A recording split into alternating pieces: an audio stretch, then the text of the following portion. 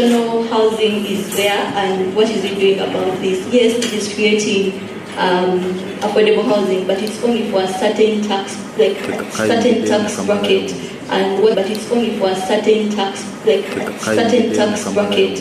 And what are we doing for the people?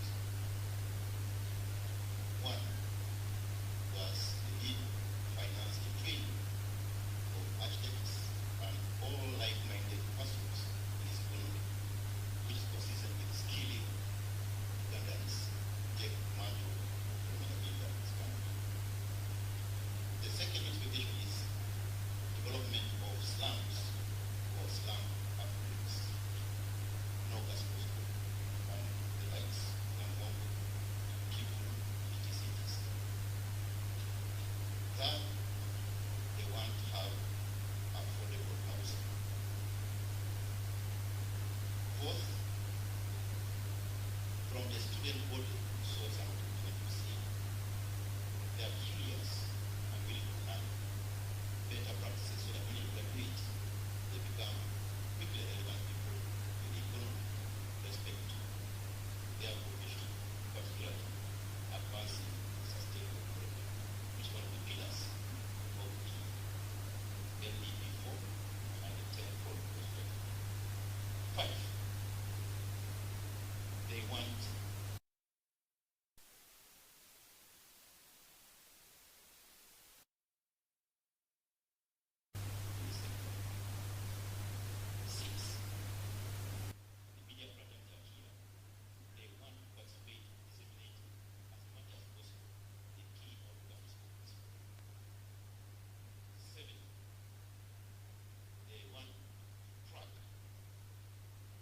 progress in poor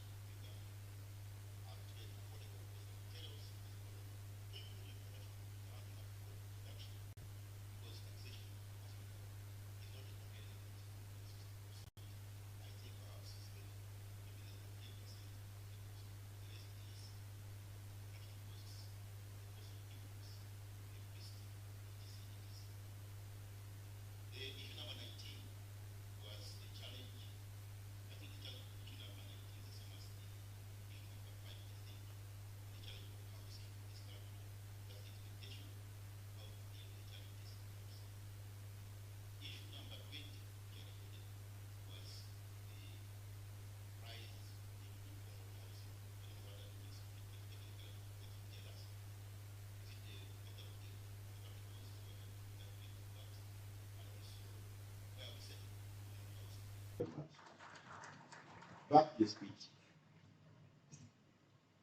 I've already finished salutations. Good morning. It's my pleasure to join you at this important post-budget dialogue on housing and urban development. I commend Uganda Society of Architects for convening this timely engagement and for its continued contribution to promoting professional excellence, innovation, and sustainable development within Uganda's built environment.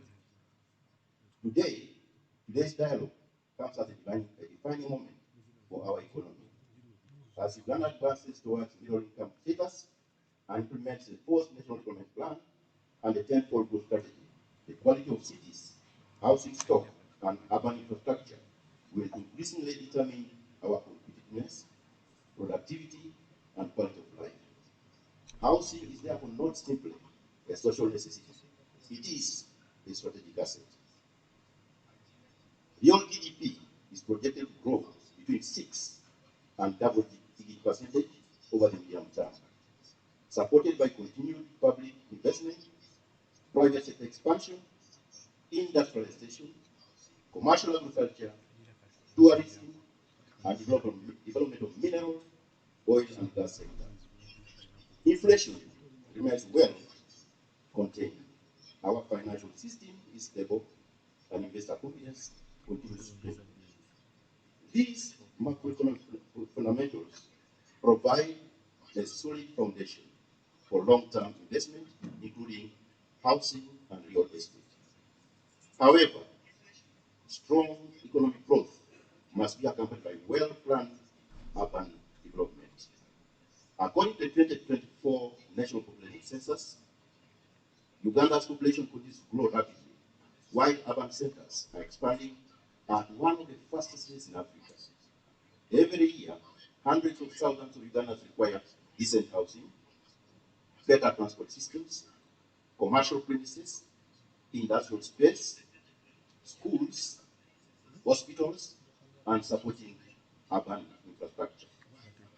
This demographic transition presents one of the greatest investment opportunities for our generation.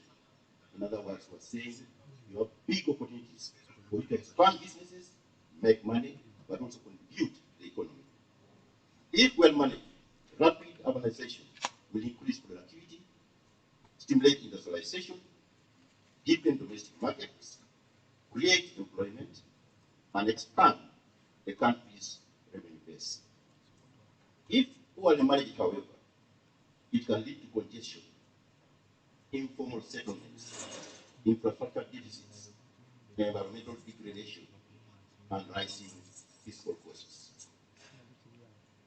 According to the Uganda Bureau of Statistics, the construction and real estate sectors together contribute approximately 11.4% of Uganda's gross domestic product, making them among the country's largest productive sectors. Beyond a direct contribution, they generate significant multiplier effects across the wider economy. Recognizing the strategic importance of housing and urban development, government has deliberately prioritized investments that reduce the cost of doing business and crowd in the private sector. I'll shortly talk about what these are. Creating an environment for housing and investment. And I think that's one of the topics that the minister was given. Over the past decade, substantial public resources have been invested in national roads, urban transport infrastructure, electricity generation and transmission to these housing centers and urban centers, water and sewage systems, industrial parks, and digital infrastructure. These are very important things that the private sector alone cannot do. These are public sector investments in order to incentivize your investments and reduce the cost of you investing in these areas. Because we recognize that you alone cannot possibly generate electricity and transmit to where you want to build your house. You now apply to a distributor of electricity, tap into that, connect to your apartments. The roads in urban centers is the responsibility of government at the center. Water and sanitation delivery, responsibility of the public sector. Above all, ICT, everybody going digital. There's no way you can invest in infrastructure without this digital infrastructure. So a combination of all these are public sector investments which buy down the cost of the investment and therefore increase your earnings in the sector. These investments are not ends in themselves. They are intended to reduce development costs, improve land values, enhance connectivity, and increase the commercial viability of housing and real estate investments. Government has also accelerated Uganda's urban transformation agenda through the establishment of new cities and continued investment in Greater Kampala, metropolitan area, secondary cities, and municipalities. These urban centers are emerging as engines of industrialization, commerce, innovation, and service delivery. While they place increasing demands on public infrastructure, they also present significant opportunities for private sector in residential housing, commercial property, industrial parks, logistics facilities, and mixed-use developments. In the budget for this financial year, someone asked that question, government has allocated approximately 575 billion to housing and urban development. In this sector, it's certainly much more bigger than this. You can estimate the amount of money that the private sector has invested over the years in these areas, having obtained the necessary infrastructure for you to invest. So this is just to leverage you, just to show a continued effort of government to support you in providing an enabling environment. However, distinguished ladies and gentlemen, public resources alone cannot bridge Uganda's housing gap. That's the point I was making. According to the Uganda Bureau of Statistics, Uganda currently faces a housing deficit estimated at more than 2.4 million housing units, particularly among low and middle income households. This deficit continues to widen as population grows. Urbanization and housing formation outpace the new housing supply. That's the demand that the student asked. They far outpace the growth in areas of population and the building of urbanization facilities is outpaced by the population. And therefore, that creates an opportunity for you in this and other partner areas to build a number of houses, make money, and grow the economy. Meeting this demand, therefore, requires a fundamental shift in how housing is financed. Government will continue to create an enabling macroeconomic, fiscal, financial, and regulatory environment that allows private sector to invest with confidence while ensuring that housing remains affordable for Ugandans. For this reason, government is positioning the private sector as the primary driver of housing delivery. We are strengthening the public-private partnerships.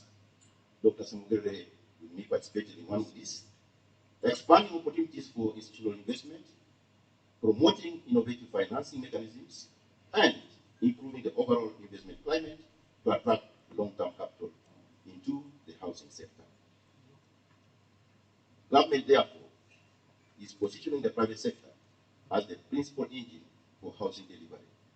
Our fiscal policy seeks to create an enabling environment through a stable and predictable tax system while providing targeted investment incentives that support productive private sector investments.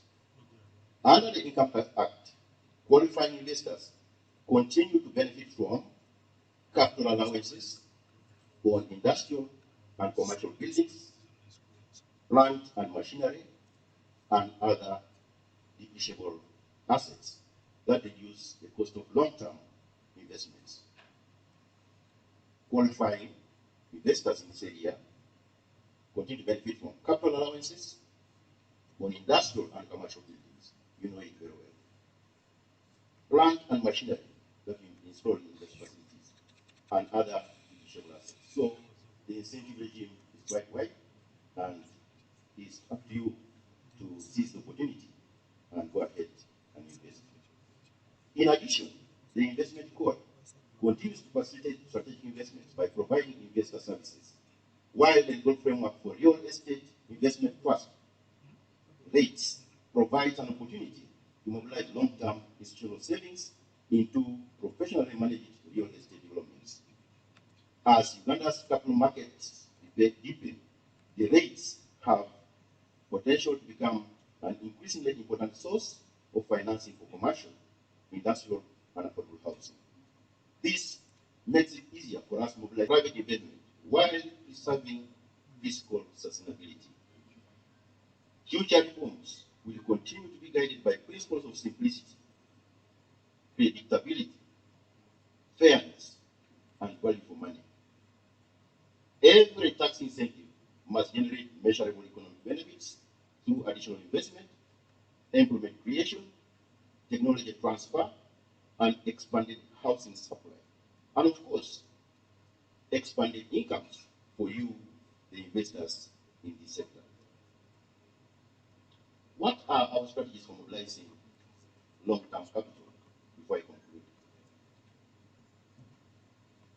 Ladies and gentlemen, the government is addressing the structural challenge of long-term capital through a comprehensive housing strategy that combines capital market development, financial sector reforms, institutional investment, and mortgage market development.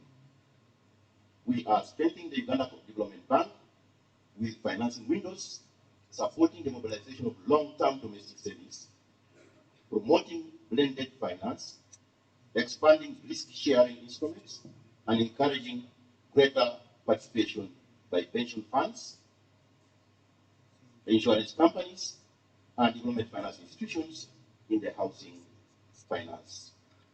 These reforms are intended to unlock the patient capital, long-term capital, that can support large-scale residential and commercial developments. A key milestone in this agenda is the Mortgage Refinance Institutions Act of 2026. This legislation represents one of the most significant reforms of Uganda's housing finance architecture in recent years. It establishes the legal framework for mortgage finance refinancing, enabling financial institutions to place short-term funding, to replace short-term financing with longer-term resources that are better aligned with the financing needs of the housing sector. We cannot borrow short-term to invest in real estate. Otherwise, the pricing will hit the roof. I see this from where I sit as a board member of the National Housing and Construction Company. We have been struggling, other things of shareholding aside, with the high cost of investment in the sector by borrowing from commercial banks which charge short-term interest rates and constructing, at least to keep the company living as we sort out other shareholder issues. This is not sustainable because the result is our product will be slightly priced above the market, and so addressing the low-cost housing, we cannot, because the cost at which we borrow to invest must certainly make economic sense for us to price the product cost plus a small margin to keep the persons employed there getting the economy, the company running. But I think as soon as we sort out the shareholding issue, which I think the minister knows and we shall be able to sort out quickly, the better for us to move forward. Mortgage refinancing is expected to improve liquidity within the financial system, extend mortgage repayment periods, reduce refinancing risks, and progressively lower the cost of mortgage finance. In doing so, it will make home ownership more accessible to Ugandans while providing them with a more stable and predictable housing market. To operationalize that reform, my ministry, working with the Bank of Uganda and other stakeholders, is establishing the Mortgage Refinance and finalizing now the regulations to operationalize it. The company will refinance eligible mortgage lenders, including commercial banks, housing finance institutions, regulated microfinance depositing institutions, using long-term resources mobilized from pension funds, insurance companies, capital markets, etc., and development partners to finance the long-term arrangements or refinance the longer-term arrangements for the investors in this area. Ladies and gentlemen, macroeconomic stability remains one of the government's most important contributions to the housing sector. Low and stable inflation preserves households' purchasing power and reduces uncertainty for investors. You don't have to spend a lot of money every time inflation picks up. We therefore maintain a low and stable inflation over a period of time, and such a hallmark of our macroeconomic management to enable you to retain the value of household incomes, but also give you stability and predictability in terms of your planning and execution of your duties. The exchange rate, on the other hand, provides stability and helps contain the cost of imported construction materials and capital equipment. Prudent fiscal management, the balance between our revenues and our expenditures, and interest from borrowing from commercial banks will equally tend downwards. For this reason, therefore, government remains committed to maintaining macroeconomic stability as a foundation for sustained private sector investment in housing and urban development. At the same time, housing markets function best where investment is supported by sound institutions and effective regulation. The fourth MDP recognizes that sustainable urbanization depends on orderly fiscal planning, efficient land administration, modern valuation systems, and transparent regulations of the real estate sector. Government will therefore continue strengthening implementation of the Fiscal Planning Act, modernizing land information systems, expanding the national spatial data infrastructure, improving building control and development approvals, and enhancing coordination between central government and local governments. We shall also continue to strengthen the legal and regulatory framework governing property development, property valuation, construction standards, and real estate transactions in order to improve investor confidence, protect consumers, reduce transaction costs, and promote orderly urban growth. In conclusion, therefore, I call upon the Uganda Society of Architects and all stakeholders present here today to continue working closely with government to develop appropriate regulatory systems, laws, including innovative housing solutions that will promote higher standards of planning and construction, adapt building technologies, and strengthen professionalism across the built environment. Together, certainly, we can reduce construction costs, improve the quality of housing, and expand access to affordable homes for Ugandan families. I'm therefore confident that today's dialogue will generate practical ideas, strengthen partnerships, and identify innovative financing, policy solutions that will accelerate for God and my country.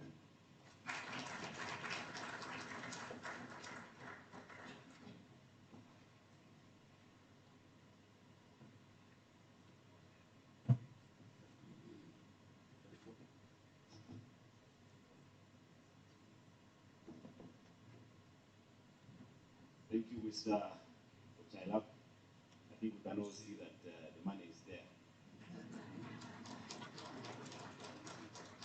Like Dr. Semugere asked, it's really us to now go and touch in the right place. So thank you, Mr. Chailap.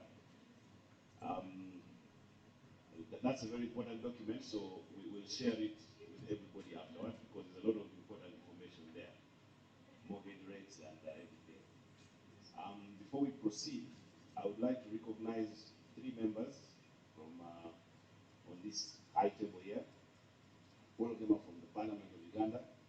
We have Honorable Peace Didiaze, who is the Member of Parliament for Jinja City, and the Deputy Chairperson of the Parliament Committee on Lands. We also have Honorable Dan Wanyoto, who is Don Godfrey Wanyoto, who is the MP for Budadiri West, and also a Member of Parliament on the Committee for Land. And then we have Mr. Francis Xenia Mkwaya, who is the head of the Secretariat for the Parliament Committee on Land.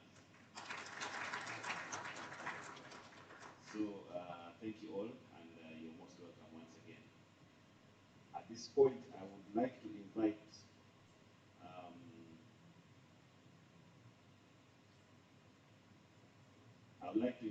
our guest of honor, who is Honorable Basis Namuganza, the State Minister for Housing. Honorable, you're welcome to address this communication.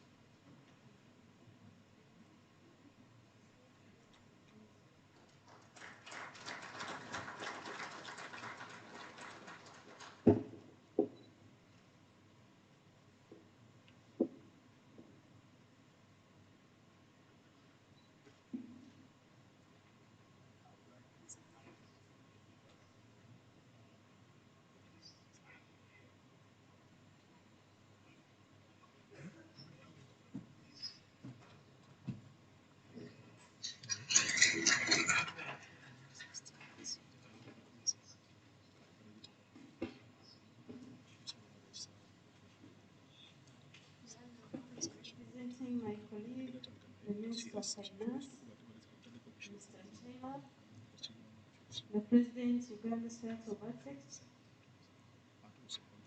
my colleagues, the honorable members of Parliament, the Executive Director, or the one representing National Planning Authority, members of the Aztecs private sector, representatives, distinguished guests, ladies and gentlemen.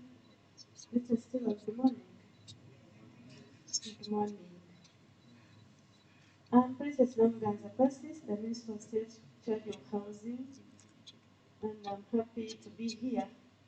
But I'm also happy to address you after Mr. Chaila, who is representing my colleague, the Minister, but also the man with money in a very important ministry that we all need if we are to make things move.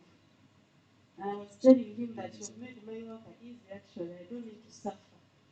Because he has observed the problem, he knows the problem, and he knows the solution, as you heard him really state and highlight the points. We are grateful to have you. I think we wouldn't have had any other better person than you on this subject matter, which you clearly know very well. Let us give him a hand of applause. And he's a board member of National Housing, so he knows all the issues. But it gives me great pleasure to join you today for this important post-budget dialogue on housing organized by Uganda State of Ethics. Let us appreciate them for doing that. Because few people, Mr. Chair and honorable colleague members, but few people really take an initiative to have dialogue on this very, very important sector, housing. And yet everybody looks at the same what? House. But we have gone into individual capacities, and even those who can afford to put up a house, you're not enjoying the neighborhood and all that way you pass. And that's the fact. So, a built environment is enjoyable where everyone living in it feels it, despite of the size of the house you're living in and the what, but a built environment which is organized is an admiration for everybody. I have seen very, very big houses, very beautiful houses in Sochera. And behind them, is terrible. Have you also seen them? And you are like, what is this? So when you move out of your gate, you find their children are playing around. They are pouring water where you are passing. And I will not dwell so much on this speech, but we are sharing real things that we are tired of seeing. And we must find a solution together. Because one of it, what is causing all that, is lack of presence of Aztec society, or these people who are the Aztec. I hear them say, I'm Aztec Irene, I'm Aztec so as you saw them. And these people are within our society. But if you ask what each of us today, how our country is designed, colleagues tell me, can anyone explain Uganda? What is Uganda's design? As far as housing is concerned, because housing dictates the shape of the country, not so? Because how can we have a country, here is a beautiful hotel, in front of it is terrible. Who plans for that? Physical planning and ethics, we are not doing enough in Sochera. So, I'm happy when they come up and say, look here, let's have our country properly designed, properly planned for, and we come up with the kind of organized settlement that we need. In the previous meetings, I challenged the architects and I asked them, what is Uganda's design? Either by culture, those were there, remember me sharing it. For example, if you go to Ankole, for example, you would approach housing seeing either sign of a miracle, whatever, how they call it. Yeah? This the yeah. Or you would see some houses that have like kind of cows, whatever, that informs you that where you're approaching is the cow's area, or it's a milk what? Area. And I told them I don't matter, in so that even if I see a sign of a sweet potato, body, but that's, you know, that I'm approaching Busoga area. My colleague is here. But for Uganda now, everyone is roofing differently. Everyone builds different. Actually, they build according to their money. Not so, Mr. Taylor. No, which kind of thing? Our country has no shape. So, the President Uganda Tech Society, I'm happy that you are really putting in a lot of interest in the housing sector for us to have organized housing. Today's discussion comes for sure at a critical moment where Uganda has embarked on an ambitious journey of socio-economic transformation, which Mr. Charak has talked about, a qualitative leap of Uganda's economy through increased production, industrialization, private sector, and, like he says, also another problem. Now, when you go to other countries, places of happening, they are gazetted. You enter anywhere, you go, whether you want a maternity, whatever, whether you want, but you go and say, okay, I'm going out. But here in Uganda, every person plans differently and separately for their what? For their land. And you're still there bragging with your bungalow, with your, someone puts their back, me and you. And the drunkards are there. Is it your land? Why do you talk about it?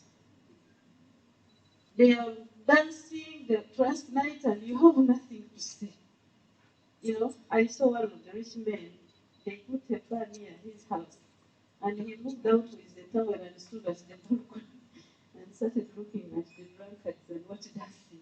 When he had told him sleep, it's quite disturbing because all that is coming, lack of design, lack of, shaping and organizing, fiscal planning of our country.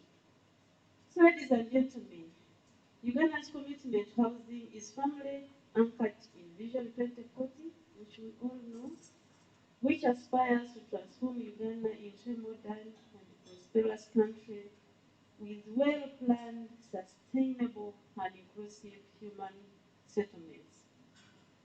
It's also in the NRA manifesto. It has been coming.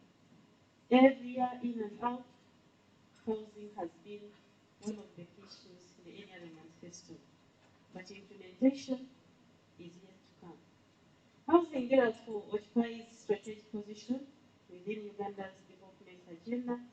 It is both a social necessity and economic aspect. And that's why we see some people, those days if they wanted to be called men, they were called men according to their houses, according to the house they have. Yes, but even you saw that there, they can still tell you that, no, when I said, when you said that, are you a man if you don't have a house? You know?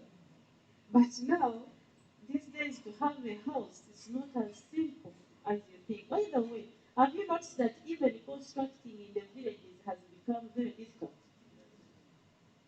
Because those days there were available materials. So being in the village without a house, you were looked at as someone who doesn't know what to do. But now you can look for poles. You can look for everybody there. Everything is for money now. Even the trees are no longer there. They are these things they call the bricks. The one they used to use for, they have disappeared. People have slashed everywhere. The forests have gone, and that housing is very, very important to have organized settlements. Like you have also hinted on your document, the protection of the environment. So even in the villages, people no longer afford to construct what? Houses. Now imagine where we are going. Because at least there have been locally available what? Materials. And Mr. Chair Baila, Minister of Finance, you must plan for building materials. As you continue to charge them taxes, do you know that now, and you talk about environmental degradation, I heard you, but do you know that now, making these burnt bricks, whose land are you going to cut to make that whatever? That you are picking soil to make bricks. This one has understood whose land. Because everyone now is a plot of land, is treasurable, is for future plans, for housing, for what. Now, at least we are still seeing people degrading environments by cutting, whatever in that soil, burning bricks, which is soon phasing out. Because every land, whatever it is, whether it is small or whatever size it is going to be very, very precious, that you cannot afford to dig and remove soil that you're going to build somewhere.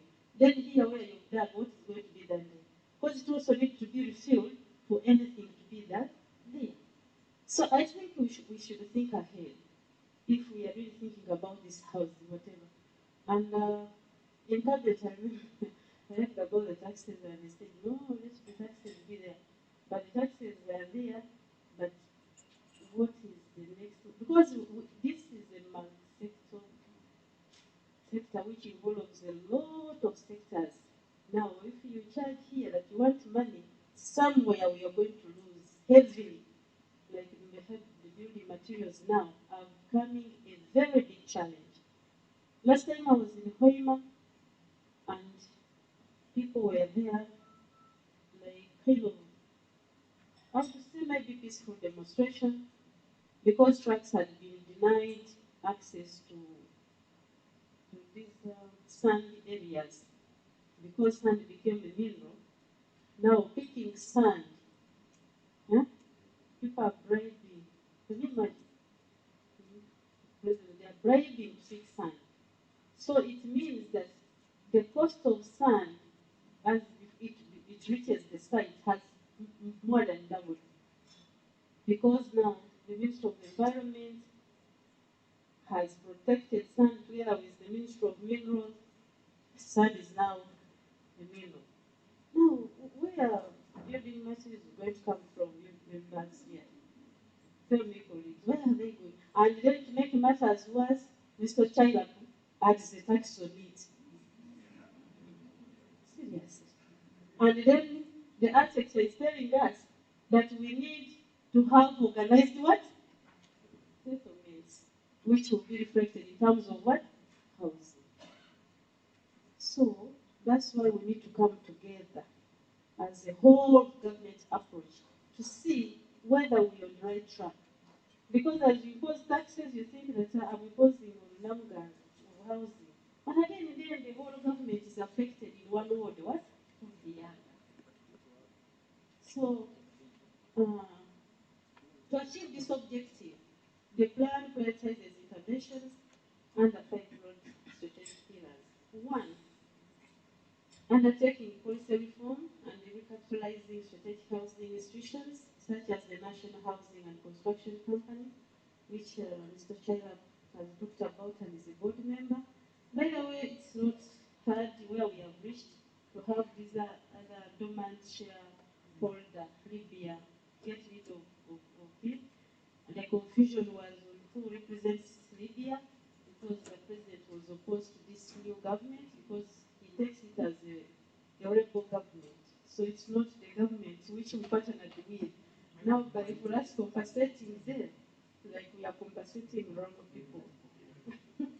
But the Attorney General has reached somewhere because we say if the proper government cannot be traced, at least they should come up with, how they call it, the finance account where money is deposited, so that in case in the future the real government appears and find their money.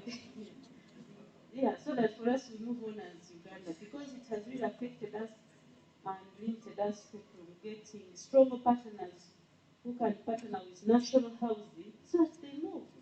Because, yes, yeah, and so we are working on that, and very soon we shall take a paper to cabinet. Secondly,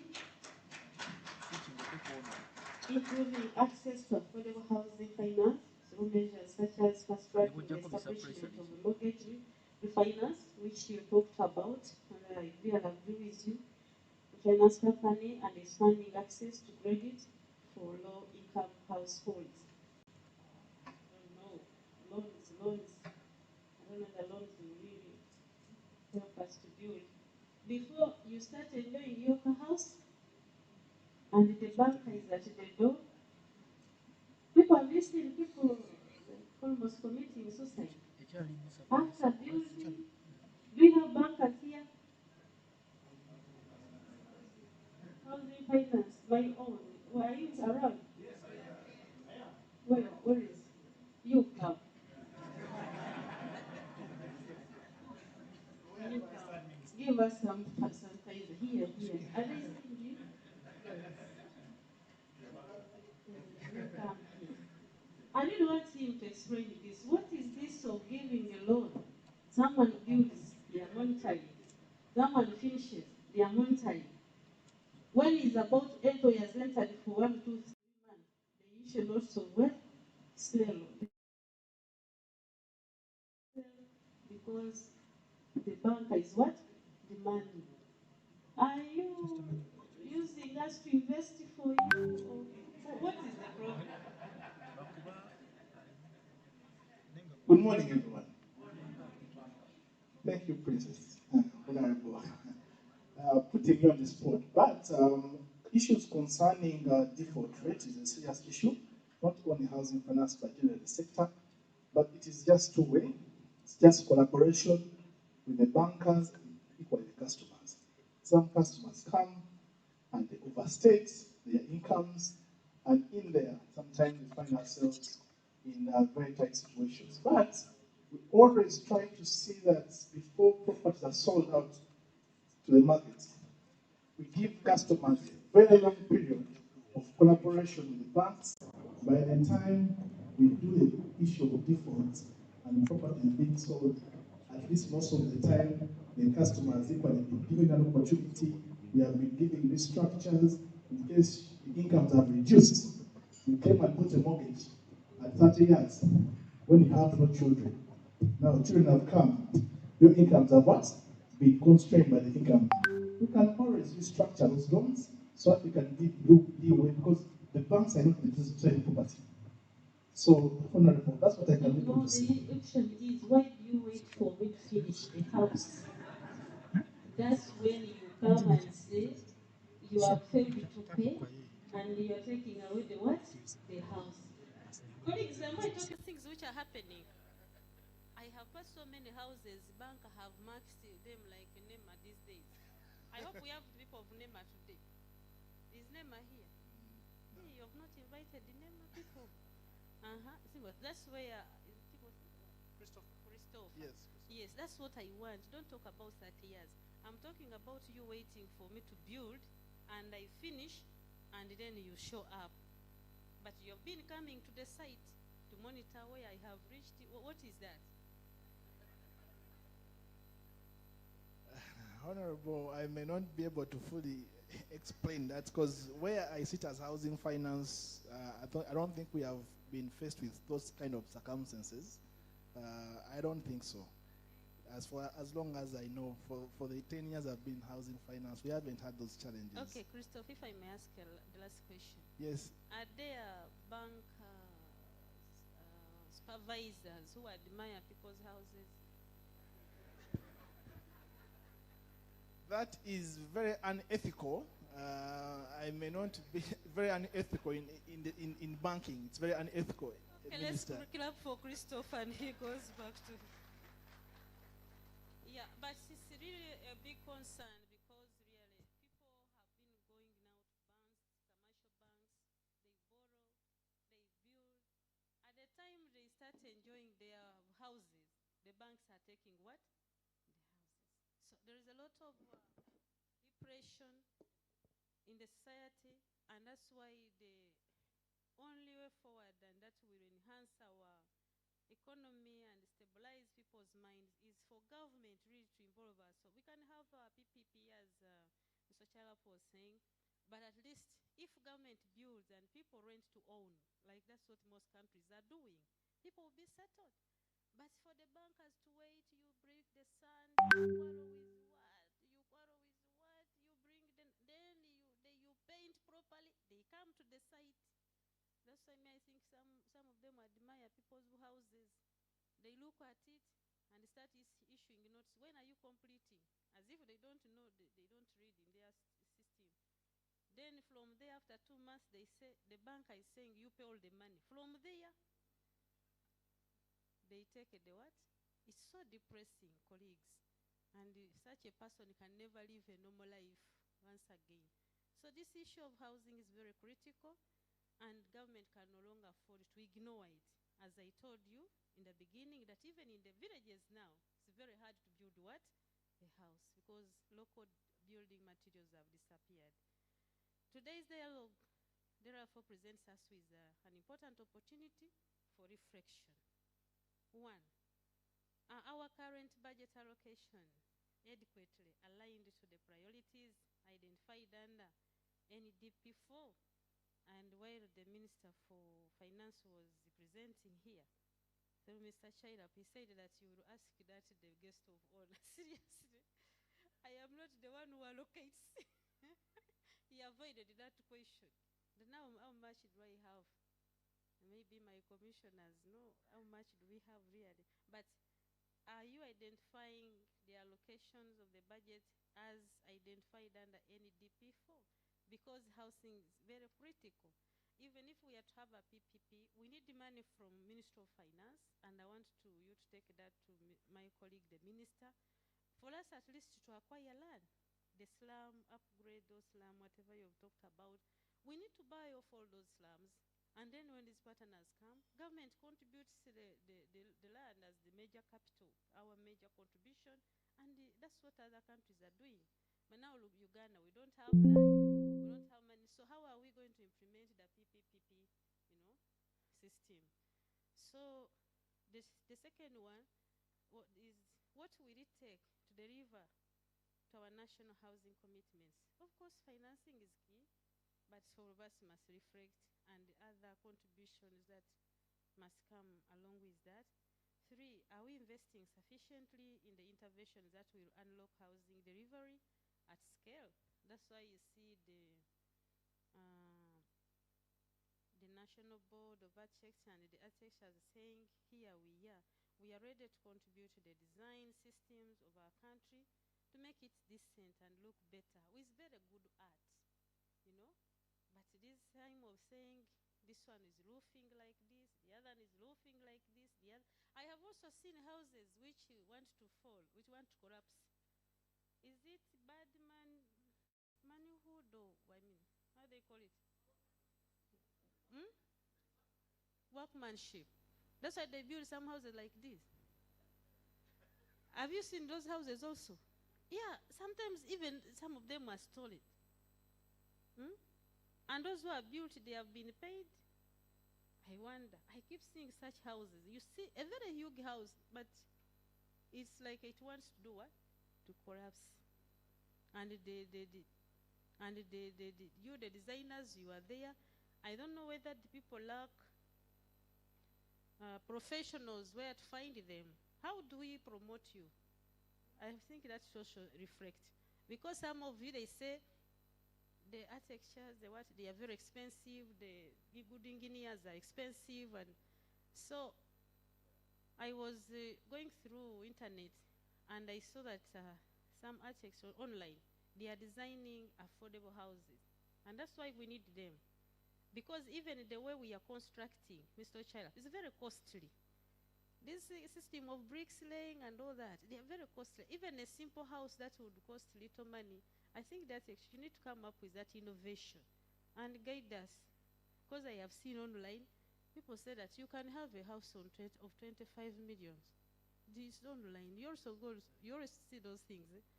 25 and it's a good house, you know. But for us here, they start slowly and you start paying. They say add this. By the time you discover you are in 100 millions, the house is not even what? Complete. So you help us, the architecture, if we are talking about affordable housing, let's have something and demonstrate.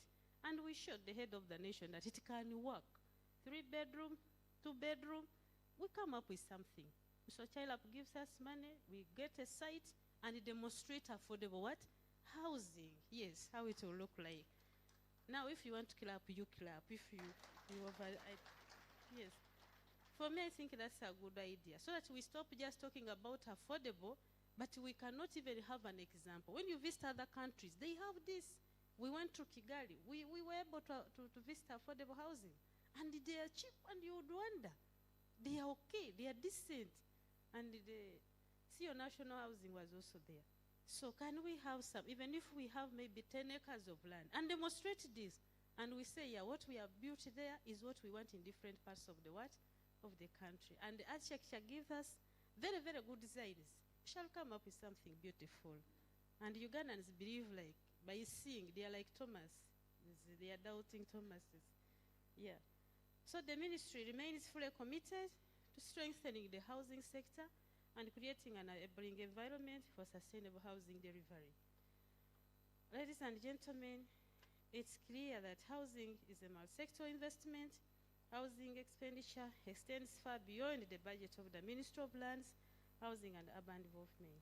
It is embedded across investments in infrastructure, urban development, land administration, finance, environment, and social services.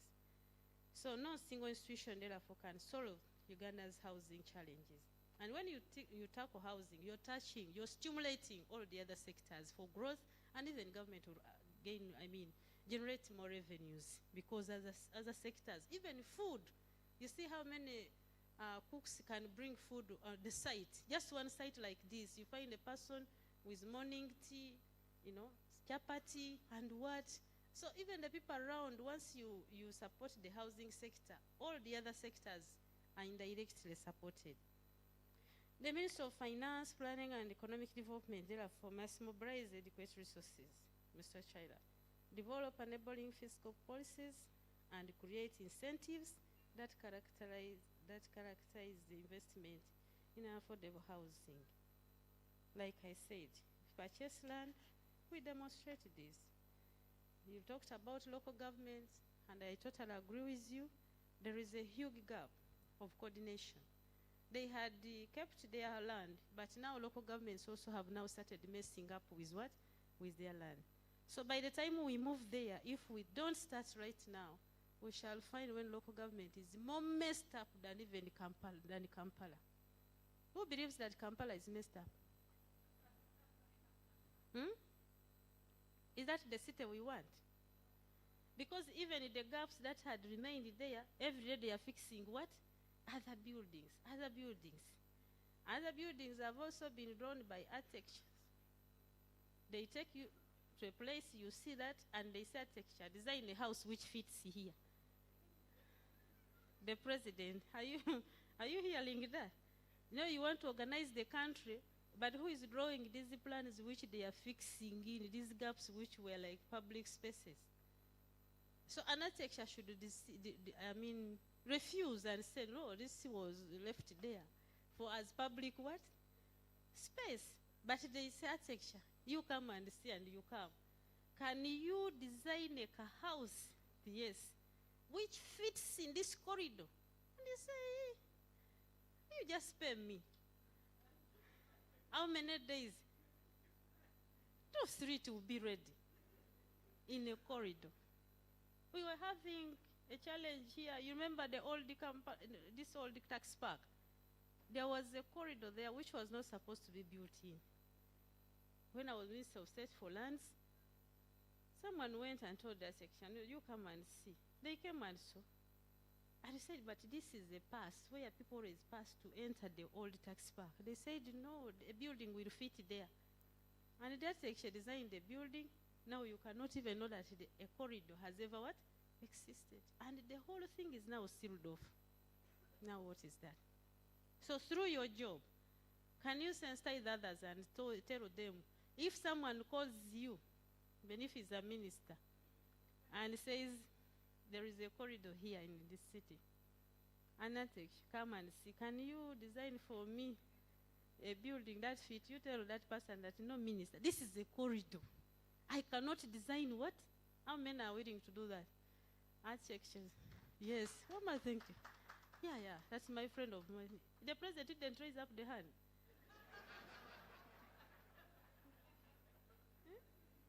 Will you do? I didn't see his land. I saw. Because if we really mind about this is a Kajobo has come. No, that's how we are messing up with what? Our country. So Kampala was properly designed by those colonial masters. Now every public space, Mr. Chaila, they have filled it up.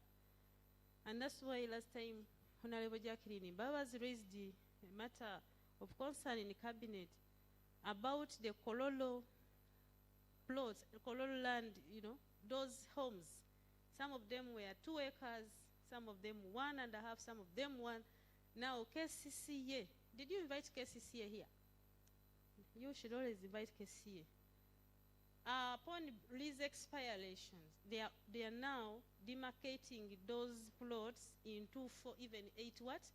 Plots. So you find the home has been left with just a compound. The owners have tried to just take a small compound like this to cry that this has been my entire land. They are refusing.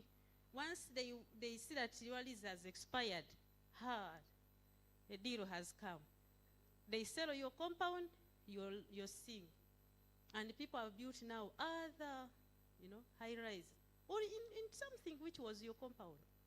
So Kororo, that well-organized environment, every country has such places. When you go to Kenya, you have seen such places.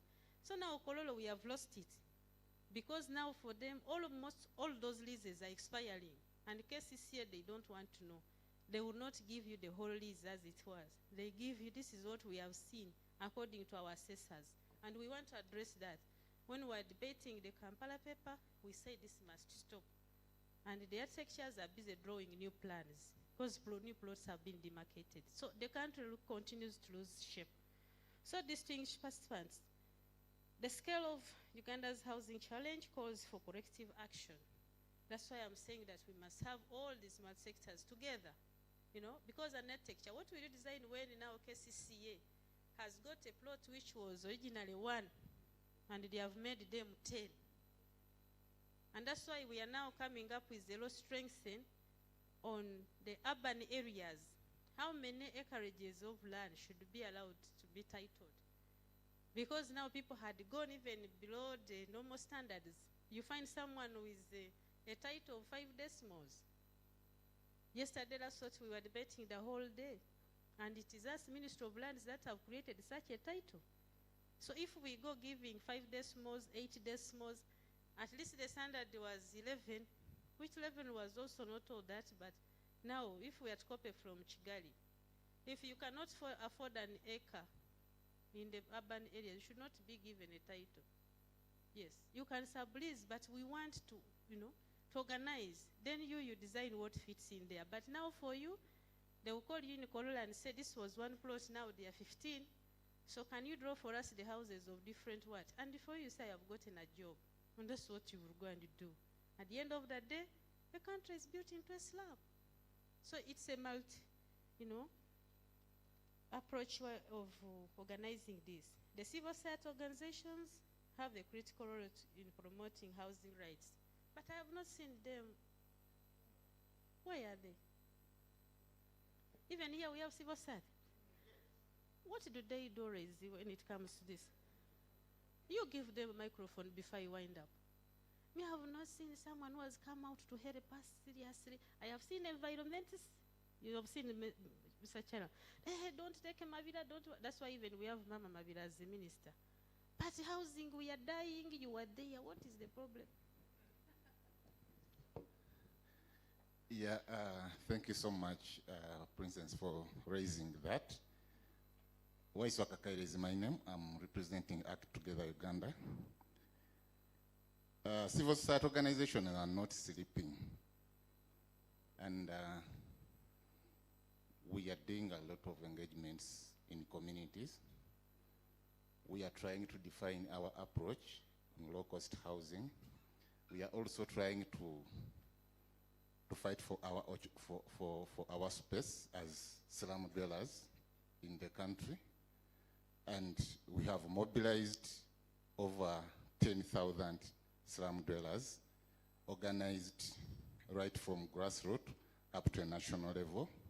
We have structures attached to local government, and we always organize dialogues with the cities, municipalities, through CDF, and we directly work with the local government and Ministry of Lands, Housing and Urban Development.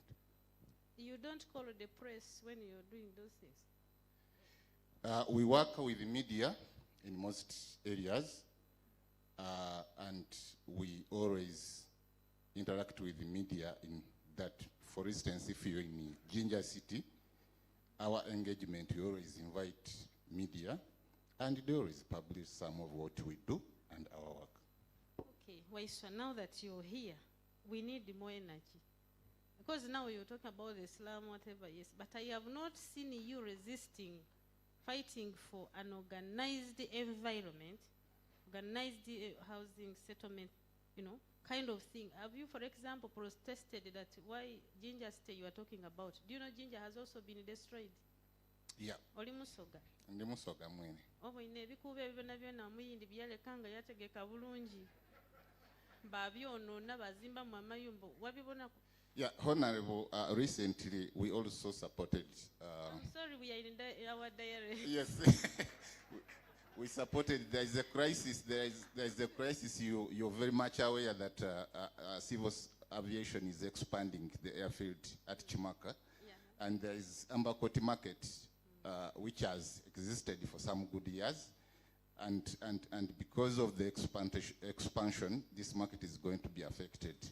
And we have started now dialoguing with the Jinja State to make sure that instead of evicting them, at least they relocate them to a nearby market, which is going to be upgraded. And we have started some initiatives on Namresa market to make sure that at least we create a platform where they can accommodate it. Thank you, Aisha. You clap for him. At least I'm happy that they are in the house because they have a will. So if they increase in that momentum of fighting for public spaces and what, by the way, the president of the Artex Society, I was reading on internet and I was saying, what is the real role of Artex? And they say they design buildings, but also the other role they have is to design public spaces. So, Mr. Chaila, Uganda is the only country that is not minding about the public spaces. As you've moved, you've traveled, you've seen, you cannot even have a place where people can go and sit, to make a call. That's why people's hands are being beaten. The phone falls by these thieves now who are on the street. You have heard about that? As you are saying, and you people, you have this new phone which is expensive, is called what? iPhone. I don't know how the thieves, those phones and everything expensive. I was trying to listen to the police report, and people's hands have been broken because of iPhones. Because we are lacking public spaces. There is that Kawan which they had put there, very funny. When KCCA, unfortunately, they are not here. That is around the Pentecostal church, around that Kawan which was always spilling water, that it is a water fountain. It died. It has dried. It dried out. Honorable is saying to dry. So, I think, as you promote your role, I think the issue of public spaces should be your agenda. Because I've seen countries, we went to Tunisia, and they took us one of public spaces, and someone would feel like I should stay here at least for some hours. The other people at the other side in the sports area, these ones who want quiet inside. Every decent what? But for us, every green area, the people with money want to build in it. That's why they have even built in the road reserves. And then I saw when Canada was wise, the road reserve is not reserved on the sides. The road reserve is in the middle of the what? Construction industry. So we need affordable housing designs that are efficient, climate responsive, and adaptable to different income groups. These days, the earthquake had taken long. I think this year, I had some earthquake. You had some earthquake? Because the president had communicated to us that according to his informers, last year, before we went for elections, he had said that they said Uganda and some other countries are likely to experience the worst earthquake. And the houses we are building are not earthquake what? Resistant. And he had told us, we the people concerned in these ministries, to come together with the architecture, the meteorologist, and start, designing houses or building structures which are earthquake what? Resistant. But you see, when something happens and passes, we forget about that one. But that information was there, and so the architects said we should not forget about it, because now I think Uganda, people think we are safe, and the houses we are now building, they are heavy. They are what? In the case of any strong earthquake, I'm sure it can be a disaster. So think about that and see, how do we prepare for these unpredictables that may come, so that we don't regret if things like this happen. We need innovative construction technologies that reduce costs without compromising quality or safety. We need integrated neighborhoods. That's what I've told you, that when I have here an investor like this one, we must protect him more from the bars which are substandard and all these other slums around, which affects the business. Integrated neighborhoods and combined housing with the transport, school facilities, green spaces, which I've talked about, and economic opportunities. We need your expertise in research, planning, digital technologies, and professional practice to help deliver housing at scale. So as government expands housing programs and mobilizes private investment, which Mr. Chairap will help us to do, government, private, partnership, PPP, for professional services across that sector, engineering, planning, quantity surveying also, and the quality surveyors, the project management and real estate will continue to grow. We are, of course, in the final stages of concluding the real estate bill. Yes. If you know the Purpose Club, let me tell you, it has been hectic. it has been hectic because generating ideas from real estates, some developers, some of them whom you're bringing the bill to affect, it's not easy. But have you realized that Uganda sells our property more than triple, even considered compared to America? Do you know that it is now cheaper to buy a house in America than buying it in Uganda? Everyone constructs and they sell it at a price they want. Someone texts you and says this house is 400 million. Like a house is just funny with poor, substandard materials used. Within a short time, the sand starts doing what? Falling. As you're sleeping, you hear the sand. But no one is checking because the law has been lacking. So we want to really introduce, because even the land in Uganda now is being sold abnormally. You find the land in Ivukula there, very, very deep village of mine. Someone was telling me, I have my plot here, I want to buy. I said, how much is this plot? 45 million. I said, how is it 45 million? You don't even have a title. Huh? So there is that uncontrolled, they don't know the price because we are not guiding them. And they build and they manipulate our people. And that's why you see many of these houses they have sold after just 2 years. They are losing what? Value. So this law will help us to check. And it's also an opportunity to strengthen Uganda's built environment professions, promote innovation, and create meaningful employment for our young professionals. So in conclusion, ladies and gentlemen, as we begin today's discussion, let us remain focused on results, that's outcomes. Success will be measured by the number of Ugandan families who gain access to decent and affordable housing, and the person of money was here and committed himself in broad daylight. Clap for him, clap for Mr. Chaira. So that because now for us we don't have any better ambassador than you. So that as he is there in their ministry planning for next financial year, you should remember that the architectures are lacking funds. But they're not much funds even, just to enhance them to do these jobs. Because now we were designing the community houses at least to start with the rural areas before they get messed up. I'm happy that one of my rural areas, people mobilize themselves and they have built uniform houses. I was like, without my support, I was challenged. So we can do it. It will be measured by the confidence investors have in Uganda's housing, like you said, it builds the investors' confidence. It will be measured by the jobs we create, because housing sector has capacity to create so many jobs.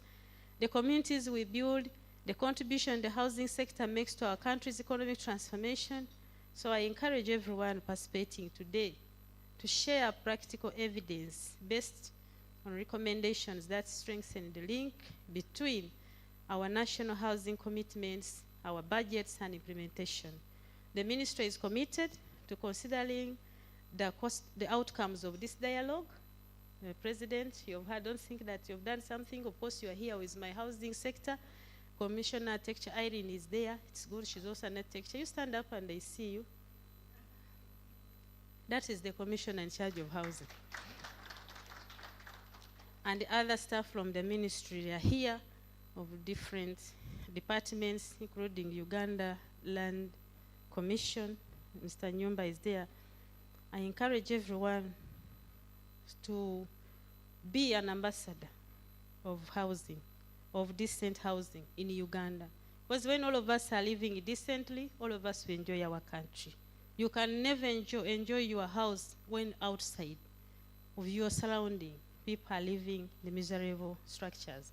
Together, let us turn the aspirations of Vision 2040, the Fourth National Development Plan, the NRM Manifesto, and the 10-fold growth strategy into real improvements in the lives of Ugandans through decent, affordable, and sustainable housing. It is now my honor to officially declare the Uganda Society of Architects post-budget dialogue on housing open. I thank you for your kind attention for God and my country.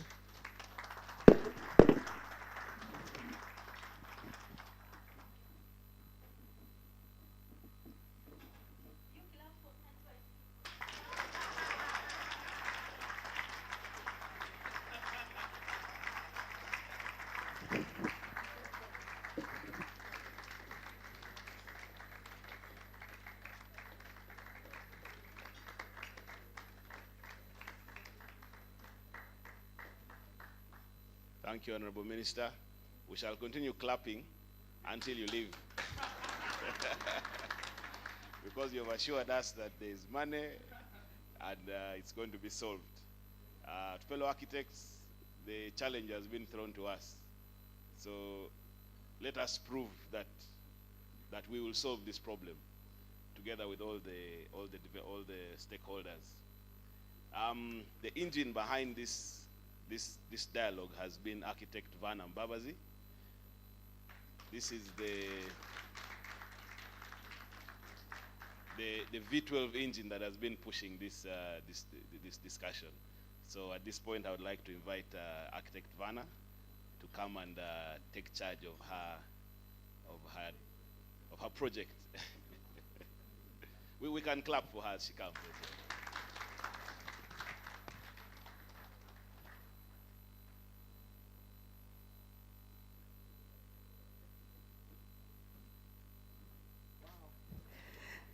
Thank you, Daniel. Thank you, Honorable Minister.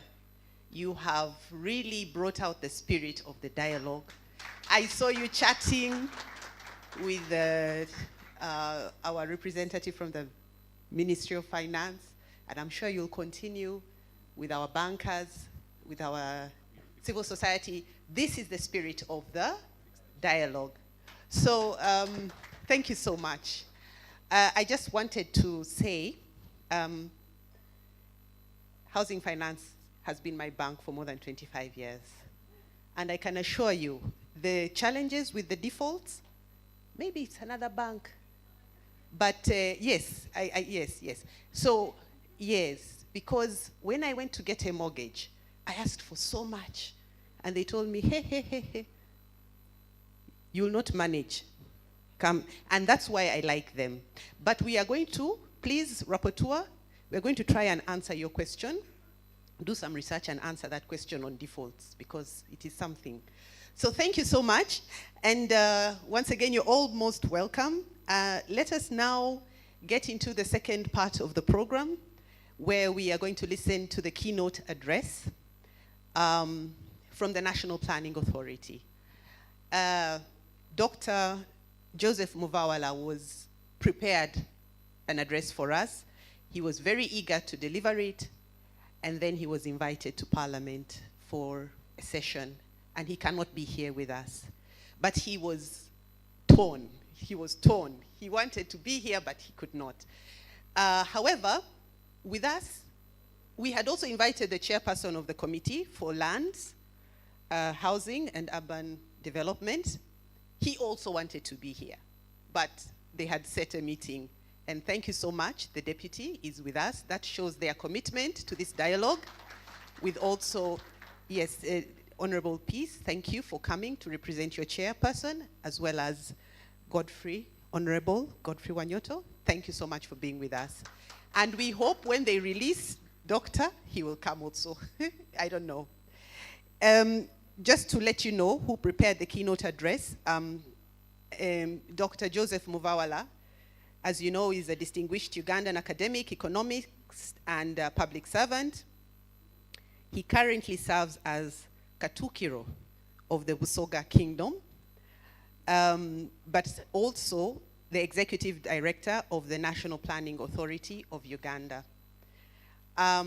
So he did prepare this for us, and because he's not able to be with us, Mr. Peter Kasaija of National Planning Authority, a physical planner, will deliver his speech, and God willing, Doctor will join us if he can.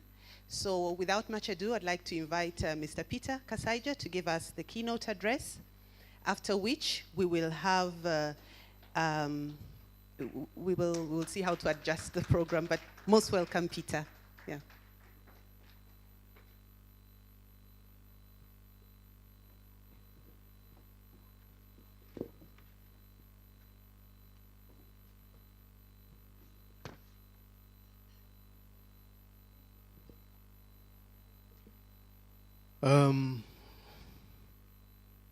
Is it still morning or it's afternoon? A very good afternoon to everyone. Thank you very much, Vena.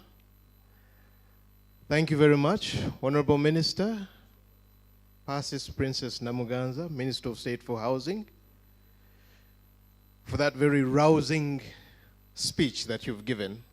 I believe, in addition to the remarks that have been shared by Mr. Patrick Ochailu from Minister of Finance, it makes our dialogue easier, because most of the things that have been spoken about, I'll more or less raise them in this keynote that has been prepared by Dr. Joseph Muvawala.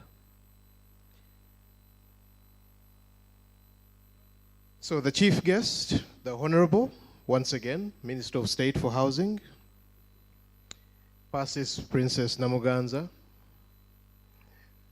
our Honorable Members of Parliament, Architect Kenneth Amunsi Mire, President of the Uganda Society of Architects, distinguished members of the architectural and the built environment professionals that are also here with us today, representatives of government ministries, departments and agencies, development partners, representatives of financial institutions. We've heard, for example, from our colleague from Housing Finance Bank, civil society organizations, Mr. Waiswa from Act Together National Slum Dwellers Federation, academia, real estate developers, and community representatives. Ladies and gentlemen, I bring warm greetings from the National Planning Authority, the ED, the Executive Director, Dr. Joseph Muvawala, the Executive Board, senior management, and staff.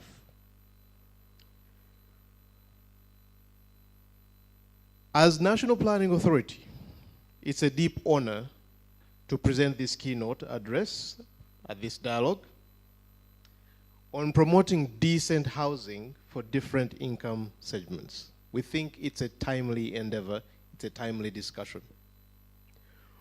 We thank the Uganda Society of Architects and the partners for organizing this particular event and for the consequential discussion we expect that will follow. I think we're all aware of the realities, the trends we are seeing in our country, in our city. Elite towers are being built every other day. High-end apartments are rising across our skyline. We see trucks ferrying materials across the city and beyond the city. But it masks something else. We see swanky apartment blocks, residential neighborhoods coming up. But the reality is that the majority of our fellow Ugandans cannot afford an affordable, secure, adequate, well-serviced, and decent house. That is the reality. In spite of what we see in terms of what is unfolding, our cities are swelling by 5% every year. That is a significant statistic. And yet our private sector can only deliver only about 60,000 formal units, housing units every year, against an annual demand of 344,000 units. What happens when we look at this deficit? What do we do with this deficit? When we look at the mathematics, it just does not add up. If we continue on this trajectory, we're expecting the deficit, the housing deficit, to balloon to about 4.5 million and above by 2035. Essentially, what we are saying is that this is not a failure of imagination. We have our architects in this room and other built environment professionals. It is not about us failing to imagine a different future or a better future. But we think it's a failure of our built environment ecosystem. It's at the root of the challenge or the problem. How do we engage with that? Our architects are trapped in a cycle of designing beautiful concepts, but for a very small segment of the population. Private developers face high interest rates and scarce long-term capital. We don't have what we call patient capital in this country at the moment. And therefore, delivering affordable housing is a very high-risk gamble for the private sector players. Civil society and development partners have therefore been left to grapple with the fallout of informal settlements as a result of these realities. We are treating housing as essentially a private responsibility rather than a public obligation and an economic multiplier. Let that sink in. How do we move from treating it as a private responsibility to looking at action plan has also been reviewed. So essentially, we are seeing a regulatory framework that is responding to the need that we are seeing unfolding. And this regulatory framework, the reforms that we are seeing being undertaken, are creating a pathway for what we are calling a structural revolution. The government is streamlining the institutional framework. We are exploring financing partnerships and also championing appropriate and innovative technologies, such as green, climate-resilient alternative technologies. So our thinking is that let us align our collective power to think creatively, innovate, design, finance, and construct an entirely new future for Uganda. Let us build. That is just setting the stage for the 5 key sections that are set out in the keynote. I'll start with the introduction. When you look at the question that the dialogue poses, we think it is intentionally direct. We need to track the commitments of government of Uganda on housing through the national budget and ask, what will it take to deliver? It is a question that all of us here today are uniquely placed to make a valid contribution. We cannot say that such and such an individual will make a greater contribution. I think all of us can make a significant contribution. Our challenge, the housing challenge for Uganda, is placed within what we call a defining moment of national transformation. The 4th National Development Plan is in its 2nd year of implementation, and the current national budget of 84.39 trillion has been passed, framed around the ambition of the 10-fold growth economy by 2040. As I said earlier, the urban population is growing at over 5% every year. And by 2050, we expect that 2 out of 5 Ugandans will be living in a town or a city. Again, let that sink in. What are the implications? What are the consequences of that? When you look across your table and count that every 5, 2 will be living in an urban area, a city or a town. What does that mean? What are the implications? Of course, against this trajectory, the country is carrying a structural housing deficit of 2.4. We now talk about between 2.4 and 2.6 million. And it's growing at a further 248,000 units each year that we need to deliver. But if we are only delivering 60,000, what does that mean again? The gap between what National Housing and Construction Corporation and the private sector combined are currently able to deliver and what the country actually needs is not able to meet the need or the demand that we have across the board. We cannot overlook this reality. 3 key prepositions that we put forth from this particular key note, based on that background. The first one is that we must understand housing not as a social sector demand among many, but we need to understand it as a constitutive economic and social infrastructure on which the tenfold growth strategy will either stand or fall. That is the first proposition. The second one, the current fiscal and institutional response we feel is short in terms of the magnitude of the problem or the challenge before us. And closing that gap or addressing that shortfall requires a specific set of political, fiscal, and institutional commitments that can be named and pursued.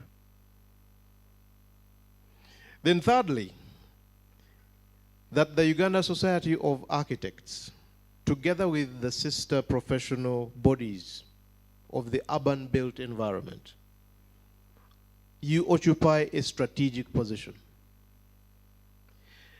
As evidence-based, technically credible, and politically legitimate advocates through which those commitments can be secured. So we believe that you are a very important entry point in terms of securing those commitments that we are looking for. But after setting the stage with that introduction, I think it's also pertinent to look at or try to understand what is housing. What does research tell us regarding housing? Because that question came up earlier on when we were asking about what were our expectations. I believe someone raised something about how do we find affordable housing or housing. The literature is very broad for the academics in the house on housing as a concept. There are so many definitions that have come up over time, but we picked out a few that we think are relevant in guiding our discussion today.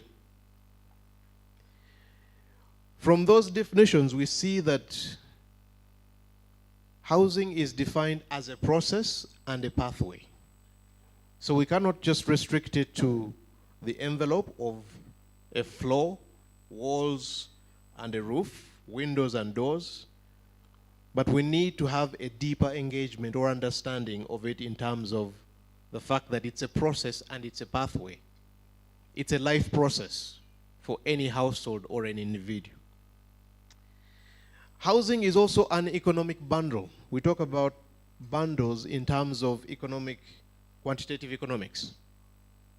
A bundle of services, we talk about physical shelter, services, location, neighborhood, tenure, and environmental quality. So that is also another important perspective to keep in mind as we engage deeply with this concept. Housing is a social good and right. So it is not just, again, walls and a roof and a floor or shelter, but it needs to be looked at as a good and a right. And that is when we go back to it as an obligation.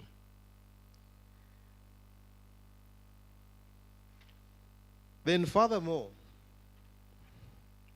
we also talk about housing as an urban macroeconomic nexus, where issues around urban development converge with macro, help us deeply understand housing. I think it's important to look at housing as a set of 6 key interconnected attributes as we are trying to define it, which citizens accumulate human and social capital on which the wider economy depends. Essentially, our productivity is very much dependent on our security in terms of the social life as it is anchored within the house. And then 6th, what we just emphasized, it is an economic asset. Again, something we tend to overlook. It is the single largest financial investment most households will ever make.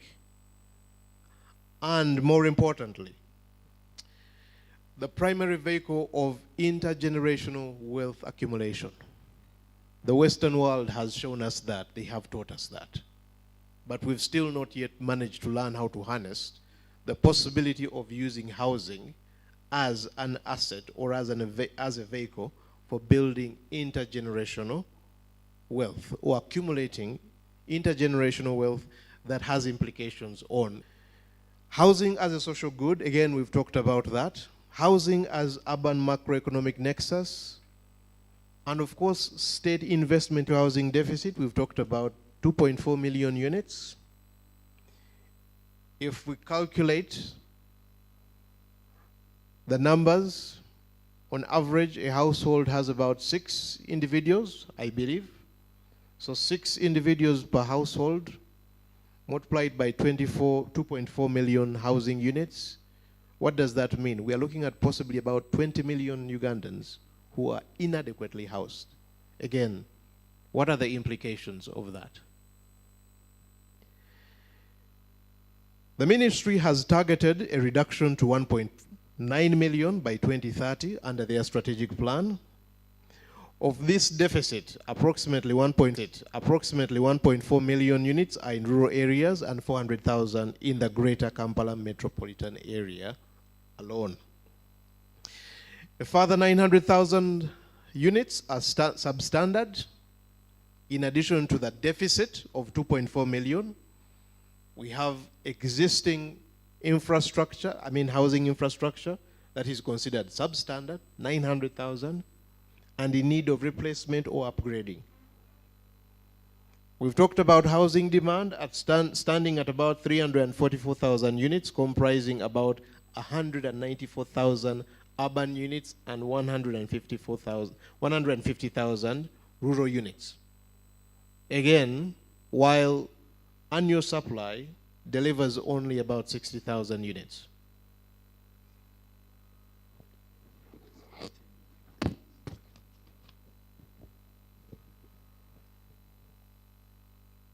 Of course, this leaves an annual shortfall of about 284,000 units, and this deficit is widening each year. It is expanding.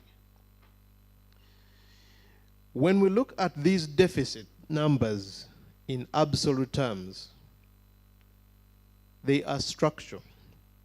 They represent an accumulated gap between what the country has built and what its population and settlement pattern actually require.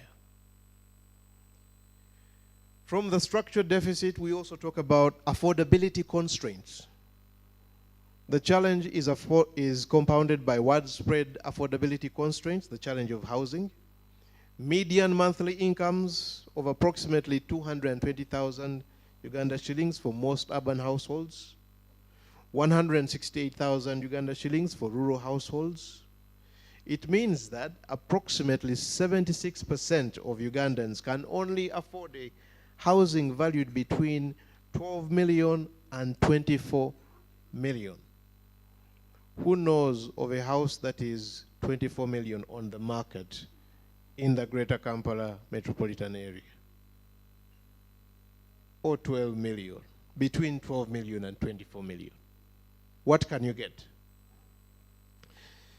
The current benchmark cost of 150 million for a starter house is well beyond the reach of the majority. A starter house, we are looking at value, real estate market value, about 150 million and above. So how many can actually afford such a house at such a value? Evidence essentially shows that 96% of Ugandans cannot afford the cheapest standard house produced by formal housing developers. This shows the profound mismatch between the character of demand and supply. Then we also move on to the issue of public service housing deficits. The burden of housing is not only borne by regular citizens, but it's also evident amongst key public service workers and strategic national institutions. Housing deficits are estimated at 85% amongst UPDF personnel, 76% amongst Uganda police personnel, 59.4% among prison officers, 51% among teachers, and 95% among health workers. And yet these are the foundation or the bedrock of our country. These figures demonstrate that the housing challenge is not only a social welfare issue, but a constraint on public service delivery. How do we expect these public servants to deliver productively towards national development if we look at this deficit from their perspective? Then we also have the issue of quality and tenure, housing quality and issues around tenure security. When we move away from the issue of the quantitative deficit, we also have the qualitative deficit. According to the latest survey data from UBOS, over 20% of dwellings have non-durable walls, mud and poles. Over 60% have non-durable floors, earth or rammed earth. This is not adequate housing under any reason. It means they house themselves informally. By current estimates, 60% of Kampala's population live in settlements, slum settlements, and the country's 11 cities have a combined slum population of over 6.8 million people. And that number is growing. This is not a marginal statistic. It is the experience of the majority of the urban residents in this country. Any housing policy that does not respond adequately to the informal settlement question is, in policy terms, not a housing policy at all. But moving on, let's look at the current budget position.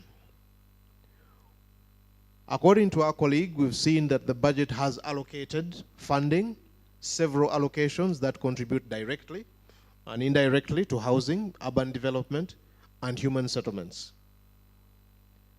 Government has allocated approximately 8.79 trillion to transport infrastructure. This contributes indirectly to housing. 2.07 trillion to energy development. Again, this contributes to the issue of services for housing, and 1.013 trillion to water and sanitation services. These investments are critical for opening up land, extending services, and reducing the cost of housing development. The budget provides for continued implementation of the urban infrastructure programs, including Uganda Cities and Municipalities Infrastructure Development Program, UCHMID. We believe these are very meaningful commitments and a very good starting point. But they need to be more radical. That is our thinking, when we weigh them against the scale of the challenge before us. Housing remains largely embedded within broader infrastructure and urban development programs, rather than financed as a distinct national development priority. That is our submission, that it needs to be funded distinctly from other programs.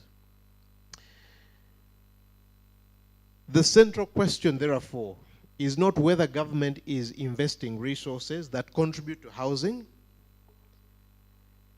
but whether the level, the composition, and the targeting of those investments are sufficient to address the current deficit that we face, and whether existing public expenditure is being deployed through the right institutional arrangements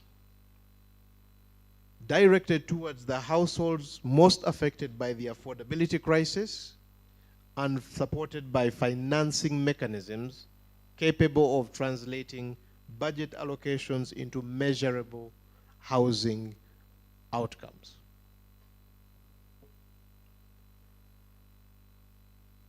So when we look at this particular challenge, how are we tackling the housing challenge?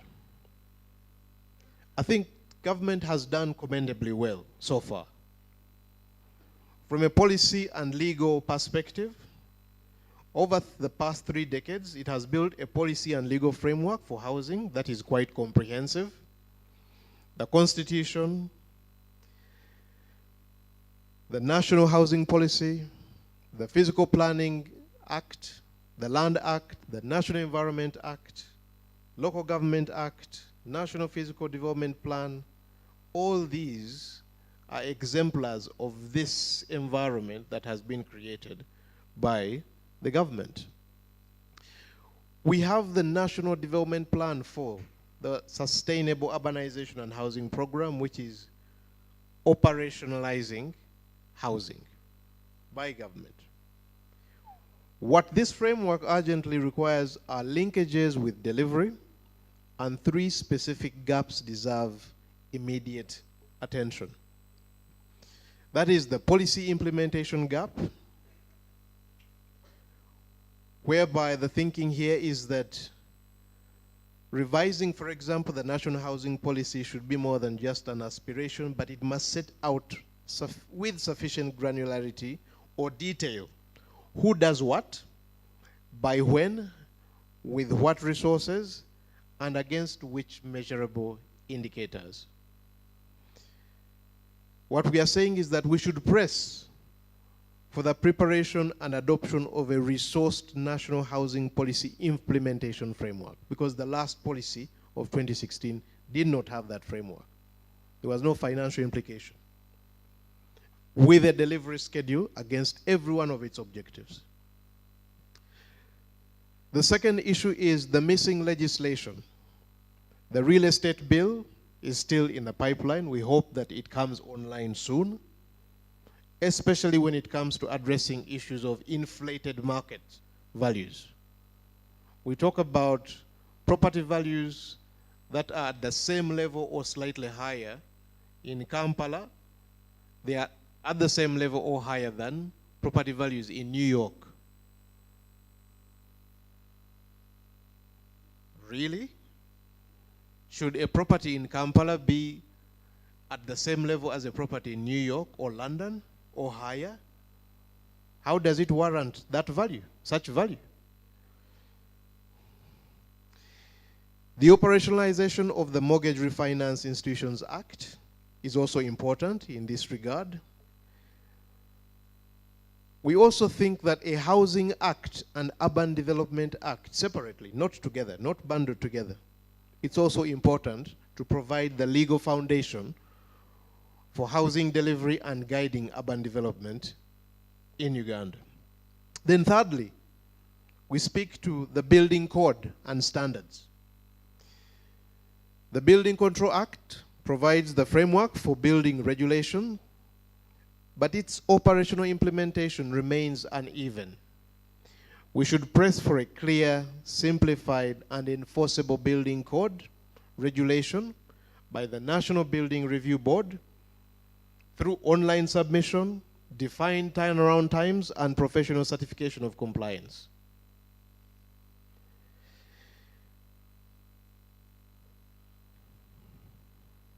Then moving from the policy and legal framework, we speak to the issue of building political commitment. Policy without political commitment does not amount to much. We can generate all the policies we want, but if there is no commitment, those policies will not mean anything. The scale of the challenge and the fiscal magnitude of any credible response requires political commitment at the highest level of the executive branch, and it needs to be sustained over successive planning cycles. Not just NDP 4, but NDP 5, NDP 6, and beyond. When we talk about political commitment, 4 propositions carry particular weight in this regard. We need to start looking, for example, in the first place at housing as one of the most powerful economic instruments the government has for delivering the 10-fold growth strategy across the whole value chain. Housing construction, for example, generates employment across the skill spectrum. Housing production consumes domestic materials at a rate few other sectors can match. Housing occupation generates local demand for services, retail, and infrastructure. And housing finance mobilizes household savings into long-term productive investment. So that is the first one of the four, that we need to pivot and look at housing as an engine of the tenfold growth strategy. It's not just only industrialization or agro-processing or tourism, but housing we also think is an important engine. Secondly, housing subsidization. There is no international precedent for a country resolving a housing deficit or challenge at our scale without substantive public subsidization. Ministry of Lands has proposed private sector subsidies to spur low-cost housing construction, concessional guarantees to de-risk investments, housing investments, and of course capitalization of national housing to strengthen the delivery of low-cost housing. We think these are important and timely proposals that need to be considered in this context. And therefore, the dialogue should engage substantively with these specific questions on this issue of housing subsidization. How much support is required? Through which instruments? To which actor categories? Is it every actor or a particular group of actors? And calibrated to which affordability threshold or group? And of course, evaluated against which measurable outcomes. The third issue on building political commitment regards or looks at the tax regime, and I think that came out strongly from one of our colleagues here. The tax regime affecting housing and real estate warrants systematic review. Taxes on building materials, income tax treatment of rental income, stamp duty, property rates all influence economics of housing production and consumption. We need to engage with URA, Ministry of Finance, to review this regime. And then, of course, political engagement. Beyond political commitment, we also have to build partnerships with a focus on government-private sector partnerships, government-community partnerships, professional body partnerships, such as a partnership with the Uganda Society of Architects, government development partner partnerships, and of course, one of the underlooked issues, South-to-South cooperation. How have other countries, we've talked about Rwanda, we've talked about Kenya, maybe even South Africa, how have they managed this? Ethiopia is a very good case in point. The issue of informal settlement upgrading, we need to deal with upgrading as default. We need to also consider tenure regularization as the foundation of responding to informal settlements. Services and utilities, dwelling improvement, community-driven planning, and ultimately, in conclusion, what will it take to deliver on these commitments in the budget? We believe it starts with the highest level of political commitment, fiscal ambition at scale, institutional coordination and accountability, building institutional capacity through the housing value chain, partnerships and collaboration, that comes up again, policy coherence, integration, a dynamic evidence base. Where are the statistics? We keep on quoting 2.4 million. Are these statistics static? Aren't they dynamic? Are they changing? We need an evidence base that is alive to the realities that we are facing. None of these 7 recommendations, we believe, is beyond the reach of our country when we look at our ambition and capability. But of course, each will require sustained technical and political advocacy over multiple planning cycles. The housing challenge Uganda faces is one of the defining tests of this country's development over the next generation. Whether we meet it will be measured not in the arithmetic of the dwelling units that we have delivered, but in the lives lived or not lived in the homes we build. It falls upon us who have accepted the professional stewardship of this sector in whatever capacity to build the housing our country needs and to build it well. Thank you very much for listening to me, for God and my country.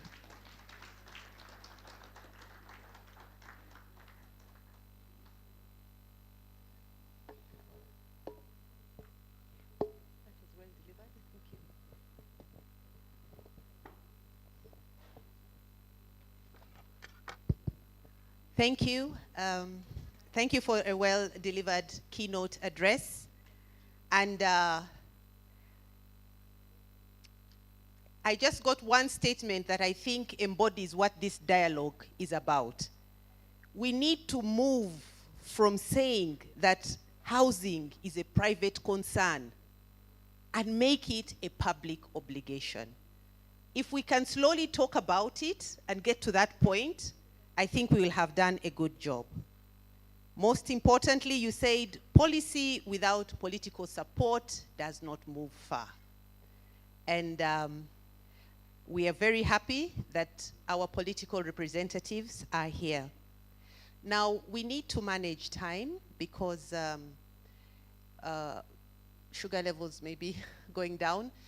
So we are going to have to kind of have an abridged version of the dialogue, but it will work. Once again, thank you so much. I think we need to give him a round of applause, please. And thank Dr. Muvawala for this and send him our warm regards because he really came through for us. So, how are we going to move forward? I am going to invite the panelists here, and they will sit. But before they start discussing, I would like to request the Deputy Chairperson of the Parliament Committee on Lands, Honorable Peace Tebyaze, to at least respond to the keynote address. I'm going to first sit the panelists, then I will ask you to respond before we now delve into that, so you can be preparing yourself as they come. Huh? Thank you so much. Yes, so we will have from the Ministry of Lands, Housing and Urban Development, Architect Irene Umoja, who has over 15 years of professional experience in the housing and real estate sector.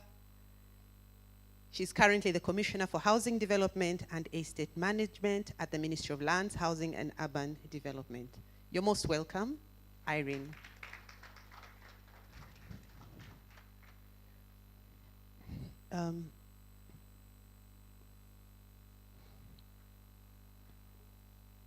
We will also have a representative from the Ministry of Finance, Planning and Economic Development.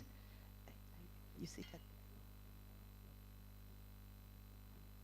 Yes, we do have Mr. Moses Bekabye, and he is the Technical Advisor for Economic Affairs in the Ministry of Finance, Planning and Economic Development. You're most welcome.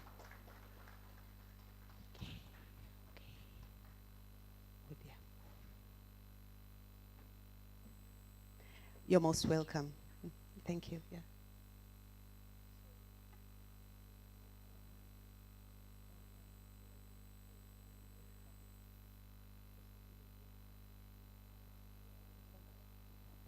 So I would like to also invite a representative from the National Housing and Construction Company Limited, Mr. Derek Mutejechi. He's a Deputy CEO, Finance and Administration. He is a Fellow Certified Chartered Accountant, UK, CPA, Uganda. You're most welcome, Derek. I would like to invite a representative from the National Building Review Board, Architect Pamela Akora. She's an architect in the compliance section of the National Building Review Board. and she's our honorary secretary of the Uganda Society of Architects. Welcome, Pamela. Yes. I would like to invite a representative from the Uganda Bureau of Standards. Initially, we had hoped to have the deputy ED, but I think this is a season of engagements. He was not able to make it, but he was really committed and sent to us the head of department, social surveys and census of UBOS, Mr. Baryahirwa Stephen. Most welcome. Yeah. And then we have a representative from Housing Finance Bank. He's been up here before and he's coming back. You're most welcome. Christopher Sebugenyi, I hope I get that right, is a head of product at Housing Finance Bank and is a seasoned professional banker.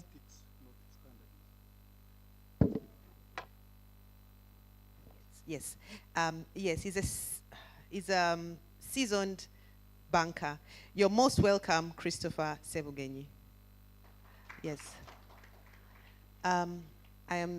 Apologies, it's Uganda Bureau of Statistics. As they say, you cannot improve what you do not measure.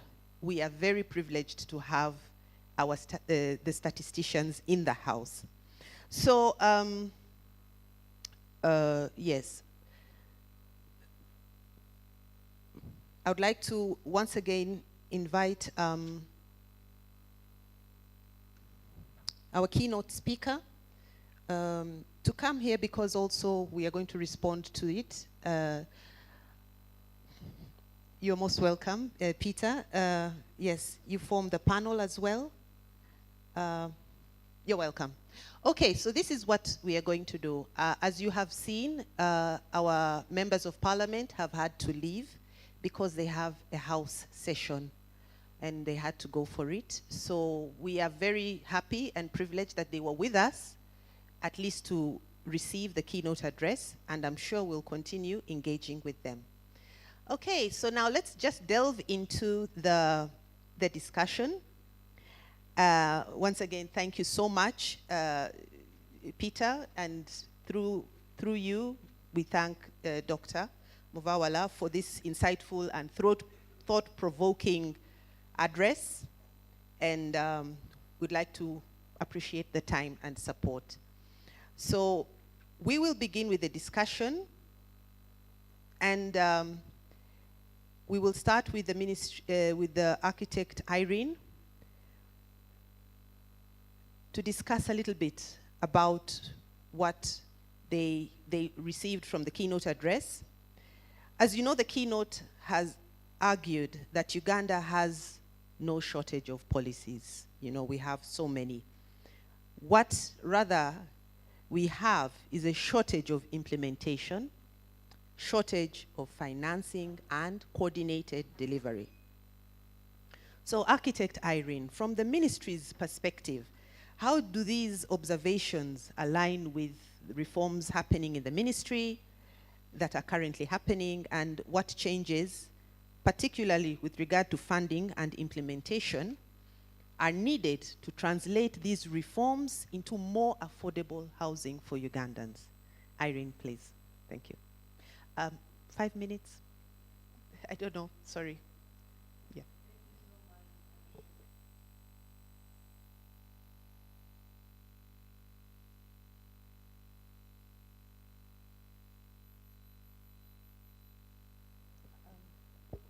Sorry, Irene. I think I misunderstood. So before you respond, Honorable, we thought you had stepped out for Parliament, so we are happy that you're still here. We had said that you would respond to the keynote address. If you would like to come here and give your comments, and then we will proceed. Thank you. No, she would you'd like to give her your seat? Would you rather stand or, okay, should rather stand, Peter, should rather stand.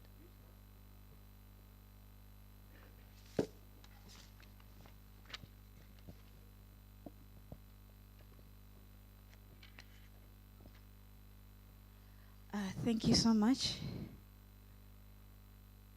The chief guest, Honorable Minister of Housing, members of parliament, bodies, all the bodies around, all protocol observed. My name is Tibia Zepis, Ginger Woman Representative, Deputy Chairperson, Lands, Housing and Urban Development, and I'm in the right place.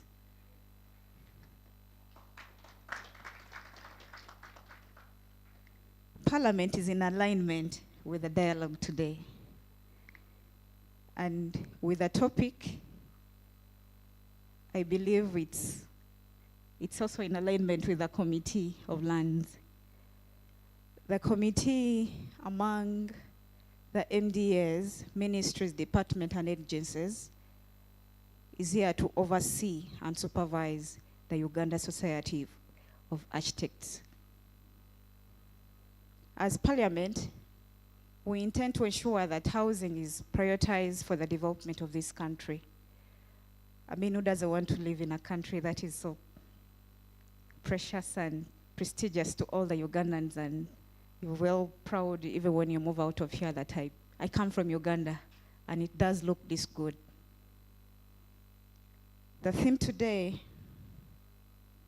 is tracking housing and its commitment in the national budget.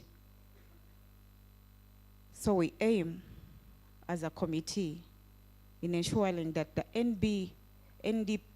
NDP 4 is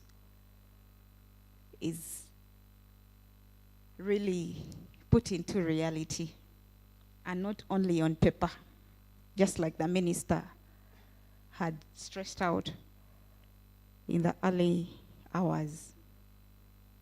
Among the key points discussed, Parliament is here to appropriate, and through the committee, we will always ensure that we appropriate the best of funds to different ministries, departments, and agencies. More of the listening.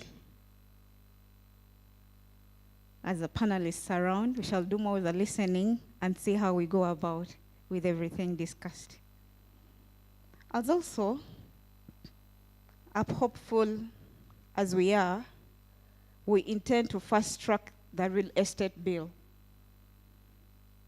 And we believe it will be a key factor in not only turning the housing sector around, but also to solve the problematic slums that are increasing within the city centers, and also the municipalities, town councils, as we extend to the rural areas.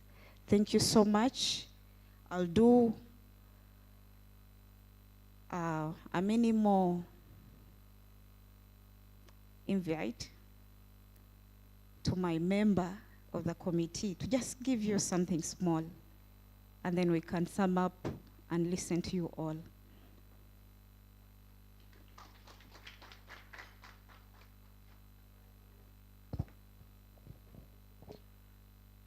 Thank you very much, my Deputy Chair. The chief guest in absentia, allow me to stand on the already existing protocol. Good afternoon, ladies and gentlemen. I'm called Wanyoto Godfrey, representing the people of Udadili West. In Parliament, I'm on the Sectional Committee of Lands, Housing and Urban Development. I want to take this opportunity to thank the organizers of this dialogue. We should have those manners of dialoguing, not confrontational. And I want also to thank you very much for identifying the right stakeholders in this dialogue. Because you cannot do your work without land. You cannot do your work without physical planners. You cannot do this work of yours properly without political intervention. As you may be aware, in Parliament, lands was under infrastructure committee, and less effort was given to lands. People would go into roads, until it was split, I think last year also, to be a standalone committee of Parliament. Therefore, you now have a say, because we are going to give you more time as opposed to when you were under the Committee of Infrastructure. I don't want to repeat what my boss has said, but it's better that you look at the budgets, because now you're going into the budget frameworks. If a budget comes and has that element of architecture, and I've been part of this dialogue, then we can give you support when it comes to Parliament. Because we will be part and parcel of your journey. So for us, we are very happy that we are here. We have had so many problems. You had the minister, the chief guest also, can I say lamenting? You know, and she's right. When you travel out of the country and you see how cities are organized, then you come here and you see ours, you ask yourself, people who travel, by then I wasn't in Parliament, I was a small man somewhere. People who travel, do they see these developments? If they see, why can't they come and implement them in their countries? So, thank you very much for the invitation. We are going to stay around, listen, and make sure that we give you support as far as Parliament is concerned. At times we raise what we call matters of national importance in Parliament. I can't feel shy, having participated in this dialogue, to stand on the floor of Parliament. By the way, you can come and tip me and say, Honorable, raise this as a matter of national importance. Now, when you raise, our Prime Minister is very easy to answer, I've directed. Then that's the beginning, and now you follow. Remember, the Prime Minister did what? Directed. So I want to thank you very much for having invited us. We are going to stay around as much as possible and enjoy the presentations. Thank you very much. I remain Wanyoto Godfrey, Member of Parliament, Budadiri West.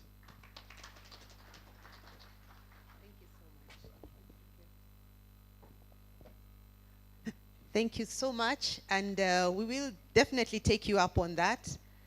Once again, as our keynote speaker said, policy without political support cannot move very far. Thank you so much, and I will just ask the question once again that you had begun to answer. From the ministry's perspective, Architect Irene, how does this observation, you know, that we have so many policies but implementation is a challenge, you know, how does this comment align with the reforms currently underway? 5 minutes, please.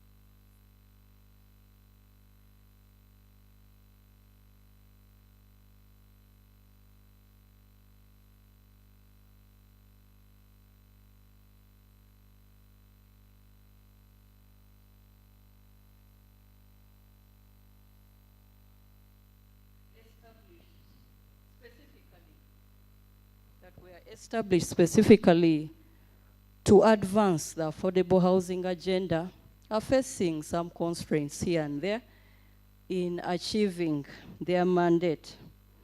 A lot has been said about slum upgrading, and the country has had a framework for addressing slums for several years. We had the National Slum Upgrading Action Plan of 2008, under which some projects were implemented, such as Namuongo, such as Kasoli Housing Project. And we also implemented projects like Masese. Now, this action plan was reviewed in 2023 with support from UN Habitat, and we now have the National Smart Slum Upgrading Prevention Strategy and Action Plan that is yet to be implemented. These are some of the priorities that we have as a sector under NDP4 and even previously under NDP3. So yes, as a sector, we have a substantial body of policies, we have the plans.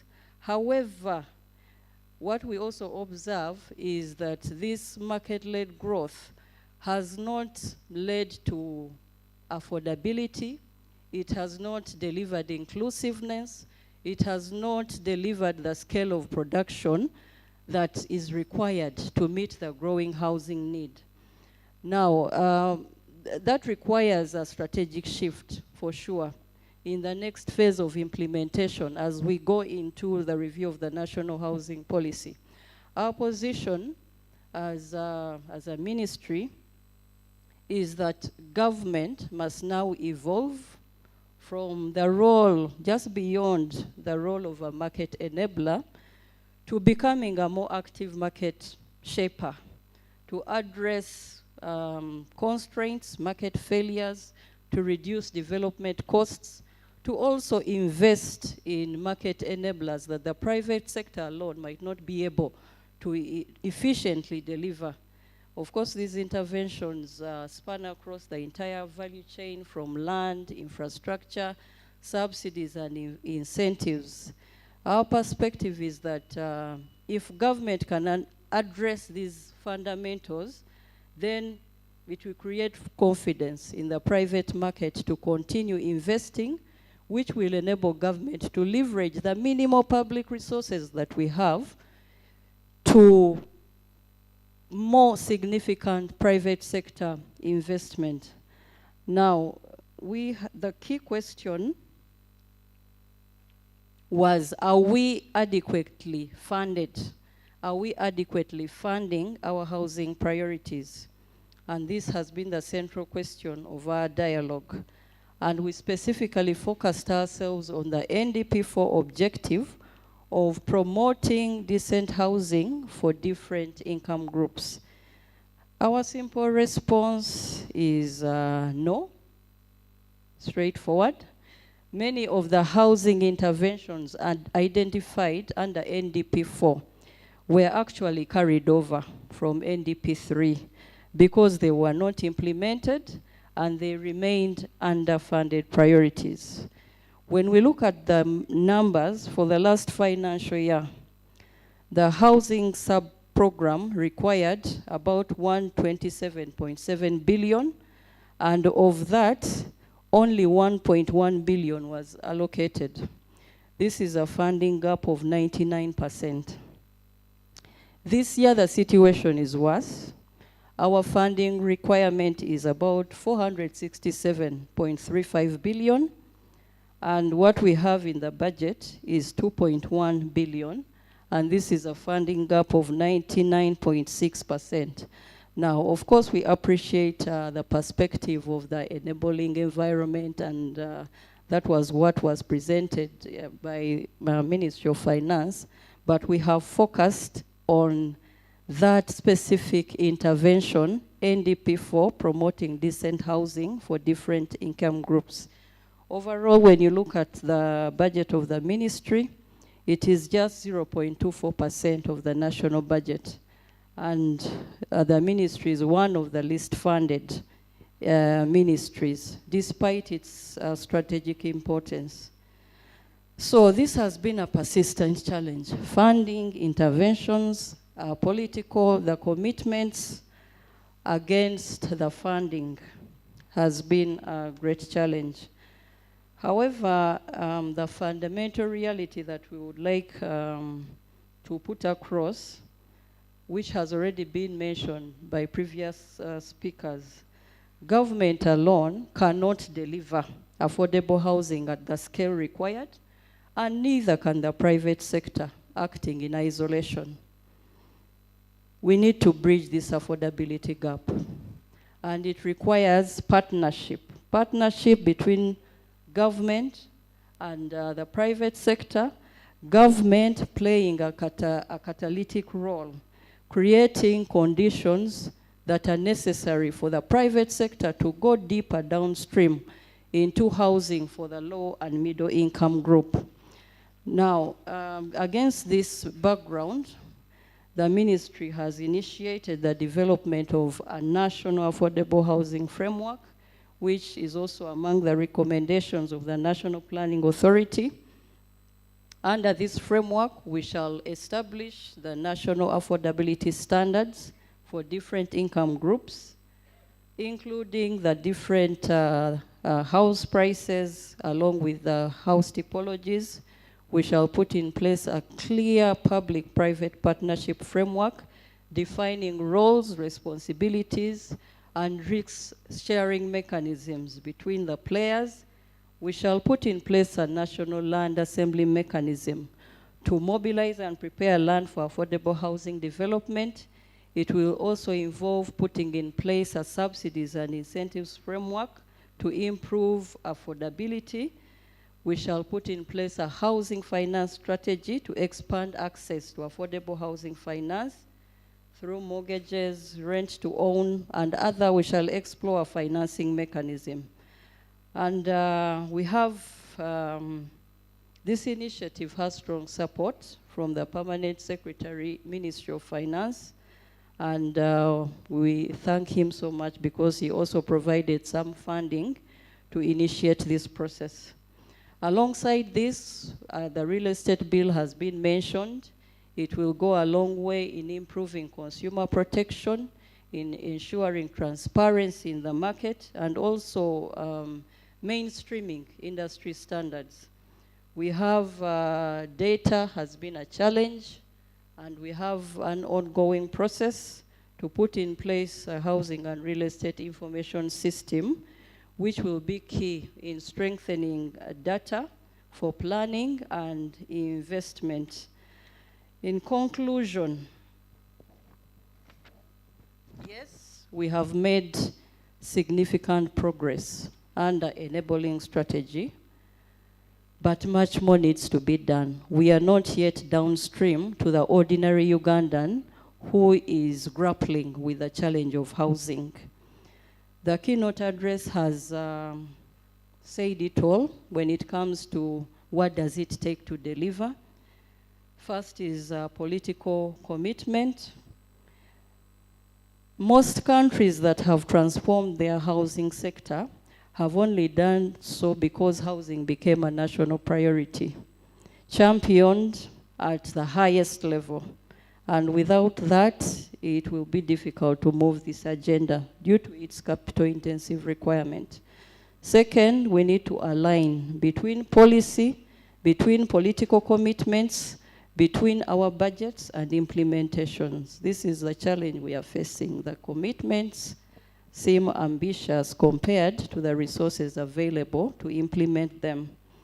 We also need a stronger role of government through strategic investments to unlock greater capital.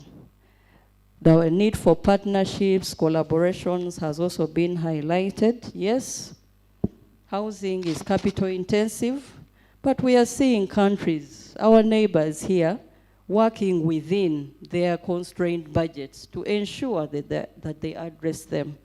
We also end on a positive note and say, we know Uganda is also capable of doing the same. We need to start somewhere because the challenge is growing, and the more we wait, the more capital intensive it also becomes. So those are my remarks. Let us ensure we join countries in the region and around the world to address this challenge. Let us not be left behind as a country. Thank you so much. Thank you so much, Irene. There you had it. We are moving towards a change in strategy because, you know, private sector is after profit. There is a certain neighborhood in Kampala where the ratio of men to women is 2 to 1. Because the private developers have built for men, that's where the money is. They've even taken over schools and built on them.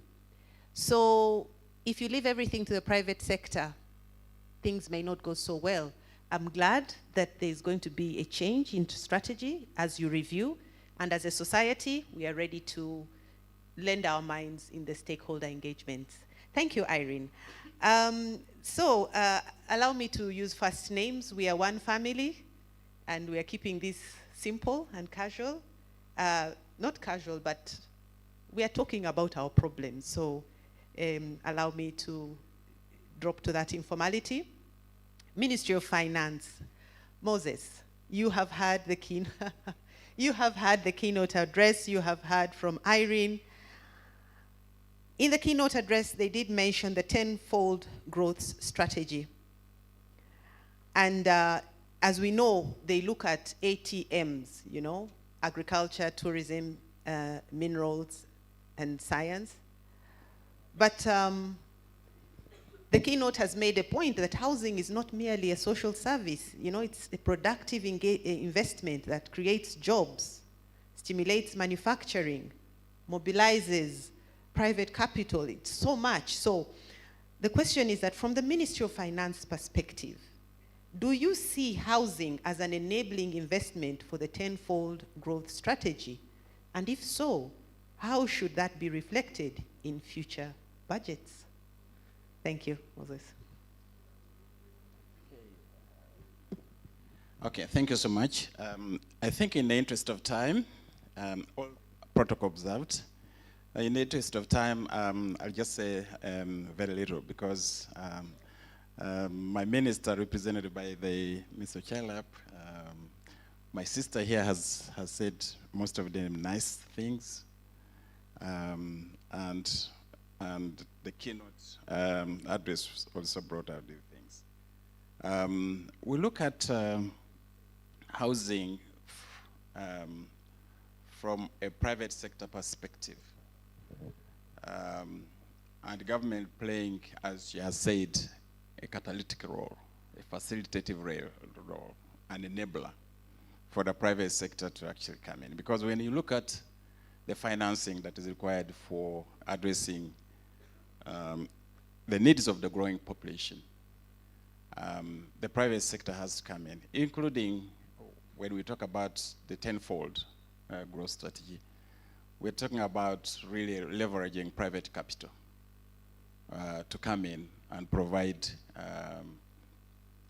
not only housing, but also deliver on the other commitments that government is talking about. So in terms of the national budget, we are looking at, for instance, when you look at the cost of housing, 40% of that cost is public goods, is the cost of infrastructure, the roads, the water, electricity, and all those kind of things, ICT infrastructure. And that constitutes about 40%. So if government, what government is doing is to provide that infrastructure. And we are focusing largely, we have a project, a big project coming up, also funded by the World Bank, for the Greater Kampala Metropolitan Area, improving the infrastructure within the Greater Kampala Metropolitan Area, including some of the new roads that you're seeing that are being upgraded or rehabilitated within Kampala. But that will also include extending some of these, like electricity, you know, ICT and those kind of things. So that takes away about 40% of the cost of housing. We also have facilities. For instance, we have, of course, the keynote address talked about UDB.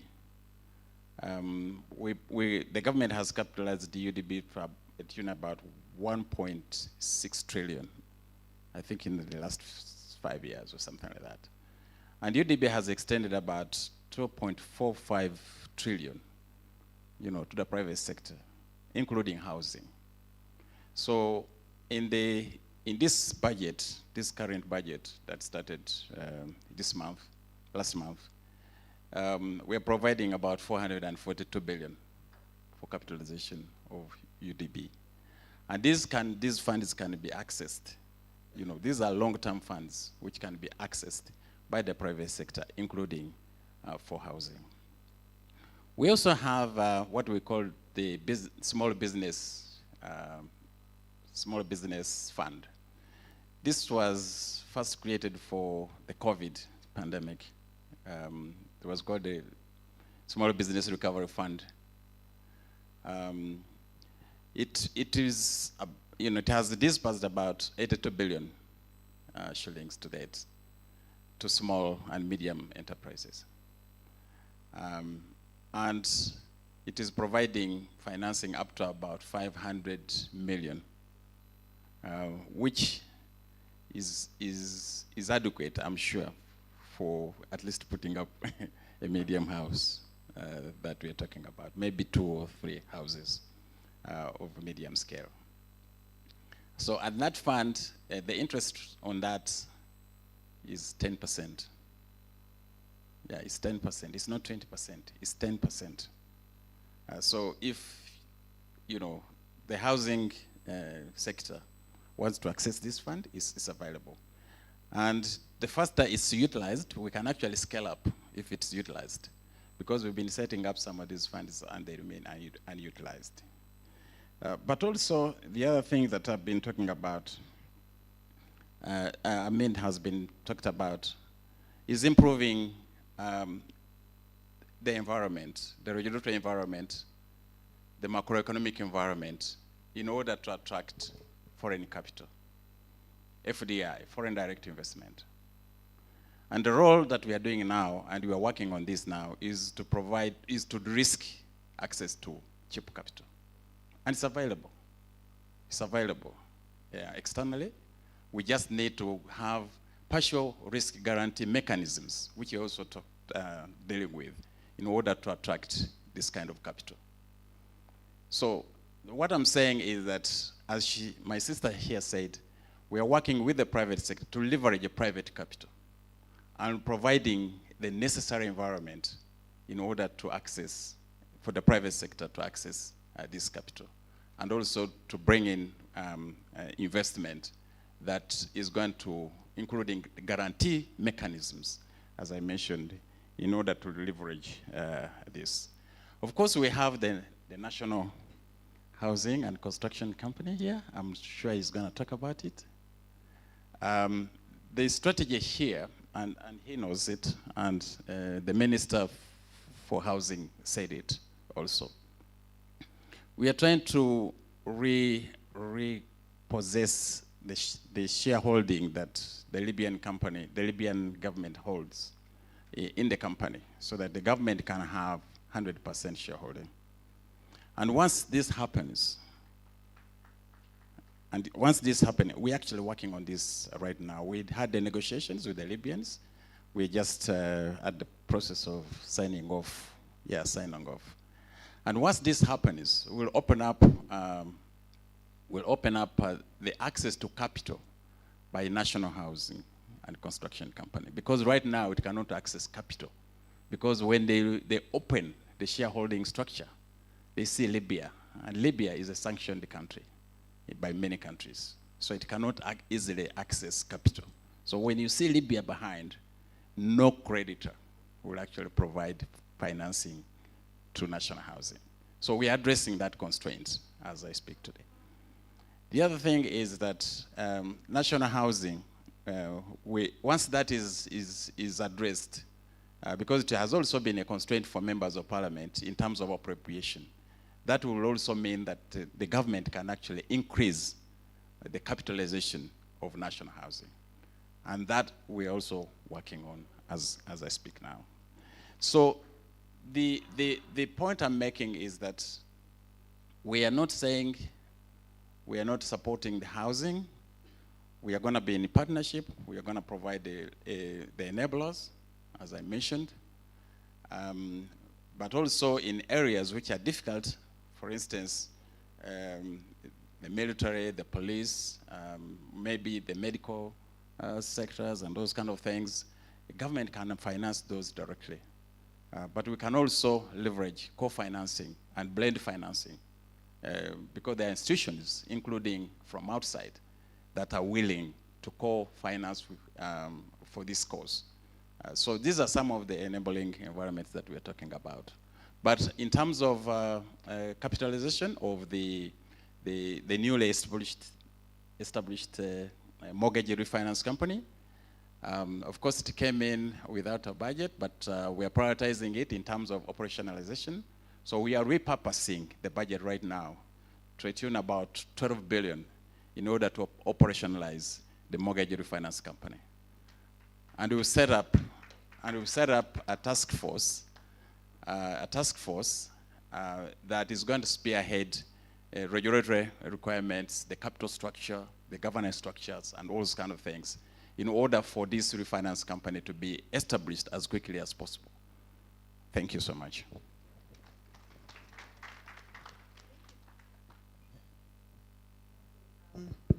Thank you so much for your insightful comments and actually telling us, letting us know that there are even funds at 10%. Who knew that we can access funds at that amount? So, rightly so, public goods are a big component of housing, and we appreciate what government is doing and continuing to do. We hope that you may also budget for subsidies, because there are some people who simply cannot afford. Let me address that right away, because I had forgotten about it, because it came up in the keynote address, I think. The position of the Minister of Finance is not to provide direct subsidies. And we like to speak candidly about these issues. Of course, when we had high inflation some time back, prices going up, there was outcry that we provide subsidies. We went to cabinet, we said we cannot afford subsidies. What we are talking about here is affordability of housing, but also affordability by government to provide this kind of subsidies.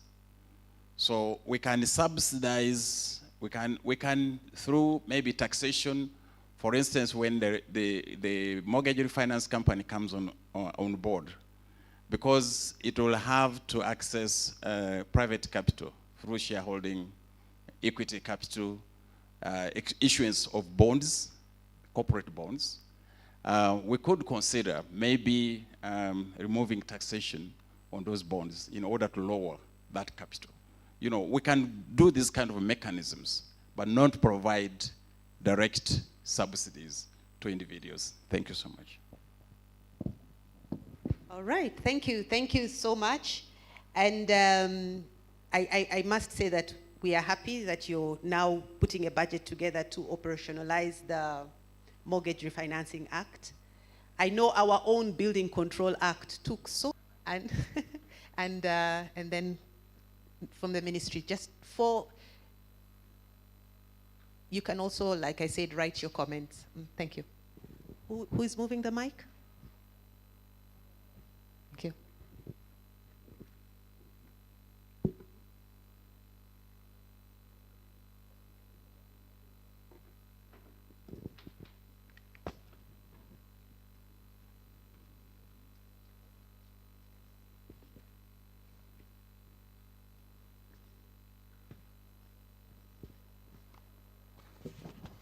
Thank you very much. My name is Patience Apoya Nyakecho, graduate architect. Concerning the, looking at the resettlement of the displaced people of Bududa as an example, government took them to Kwen district, and they bought land there, and they were given currently, the current people, 10 million shillings. Alfred?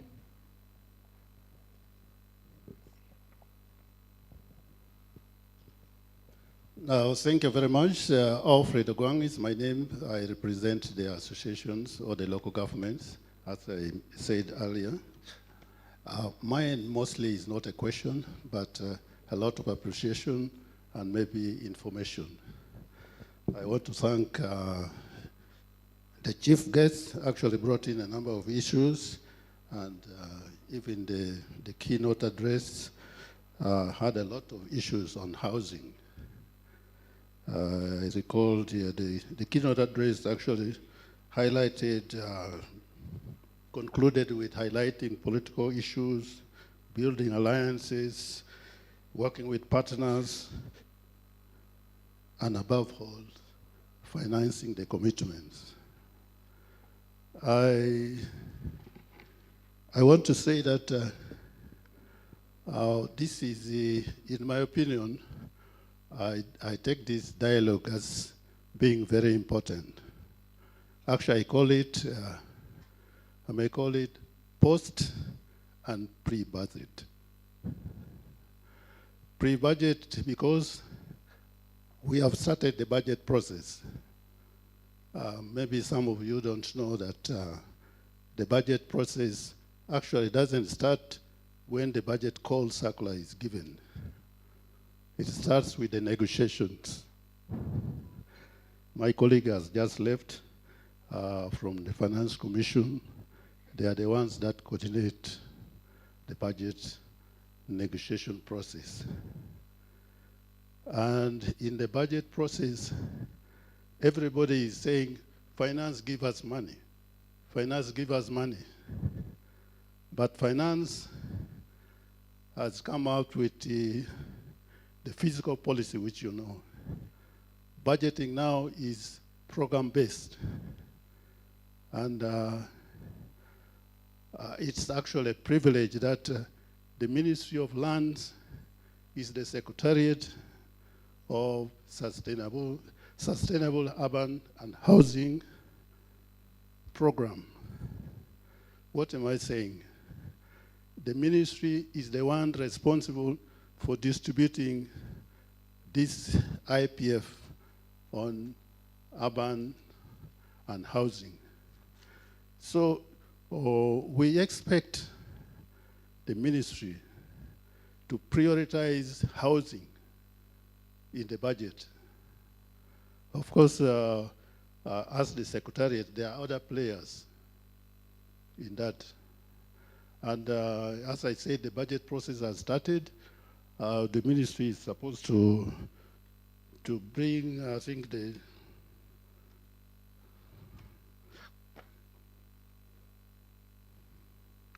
on 21st of this month, we expect the ministry's issues to include housing, which has not been either prioritized. Maybe most of us also don't understand what I'm talking about. The national cake or the budget, most people don't even know how much was passed. Maybe the representative of the ministry will remind us. It's over 80 trillion. And the question normally is, this budget is normally discussed with the local governments, what is supposed to go to the local governments, and what is supposed to be at the center. And that is the process I'm saying. It has already started. We expect the sector, the program, to prioritize housing. Okay, thank you. One minute. Yeah, I think I will share with the organizers what was agreed, which I'm sure most of you don't know. Thank you. Thank you. Paul? Yes, Paul Busharizi, I have a question and maybe something you can comment on. I keep hearing, and the national planning, Mr. Kasaija mentioned it, that housing has a multiplier effect on the whole economy. Do we have a sense or some ballpark figure with which we can use if we say, for example, that if we built, let's say, 1,000 houses, what would be the economic impact? I know it's, it's a moving target, but do we have some ballpark figure? And secondly, I'm sitting here in 2026, the 21st century, and we're trying to emphasize how housing is a priority. I mean, I don't know, it strikes some of you as odd that we're trying to convince ourselves that housing is a priority. I mean, it's just amazing. And I suspect that the people who are supposed to sell this agenda to government, maybe in the NPA and maybe in the ministry, they're not selling it properly. In Singapore, the Prime Minister at the time, Lee Kuan Yew, recognized that the ruling government, the sitting government of the day, is never popular in the capital city. Now Singapore is just a city. So in order to ensure longevity of their rule, one of the things they said, we are going to provide housing for the people. So maybe that might be a way to convince the powers that be that if you want to stay a bit longer, you better do some housing. But I mean, that's a comment for you, but the real thing is maybe you guys are not selling it properly to the powers that be, and maybe I'm wrong, but maybe that's something you can comment about.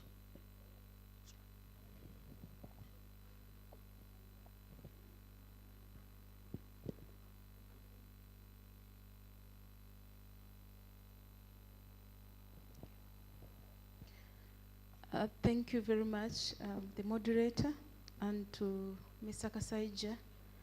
I'll go straight on the multiplier effect of housing and its prioritization in budgeting. The truth is that the billions which are being talked about are not going directly into housing. Urbanization as a program, sustainable urbanization and housing, has urbanization and housing. But if you compare the budget that is going to housing, it's not even a half of the urbanization technical working group. So what am I trying to say? We know the multiplier effect. We know how housing is a priority. But starting with National Planning Authority, even when we went into the program-based budgeting, housing has not gotten that prioritization that everyone is talking about in this room. Even if you went to the ministry budgets, you'll find the sector receiving most of the least monies. So as government, I think the talk of prioritization and knowing the multiplier effect has got to shift, and we go directly into the interventions. For example, it has been very difficult to work with national housing on projects because of the issue of shares.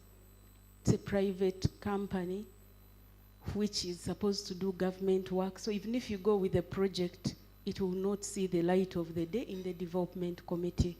So first of all, I'm excited that finance is resolving the issue of shares. Maybe it will help us to go a long way into the actual interventions which improve housing.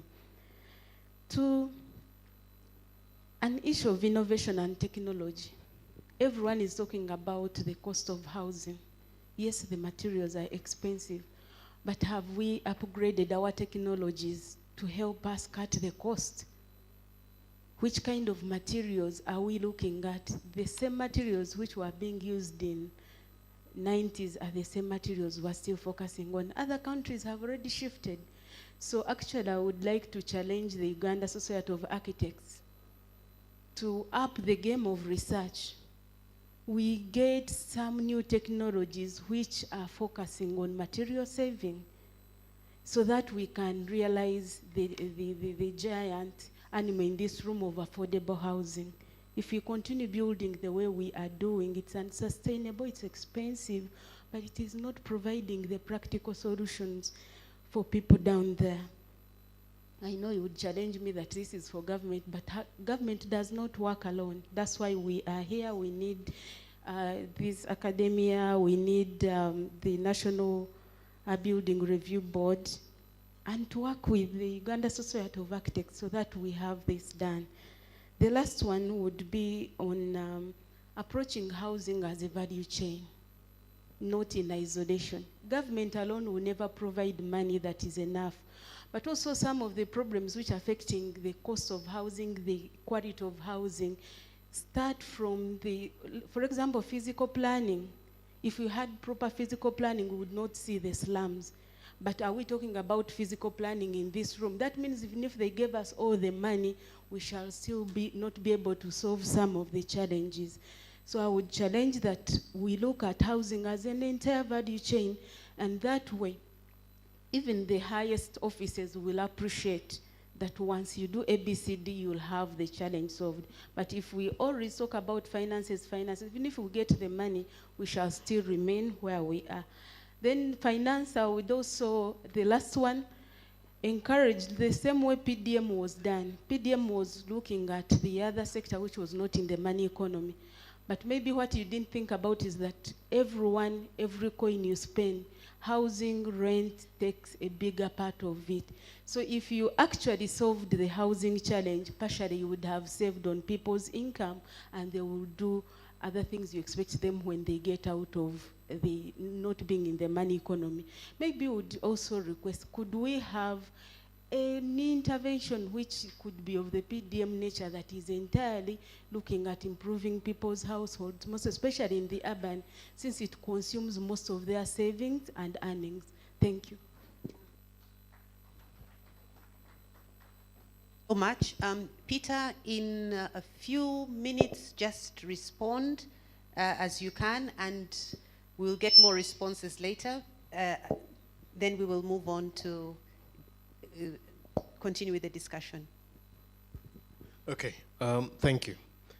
Very good reflection points and questions that I'll try to respond to as quickly as possible.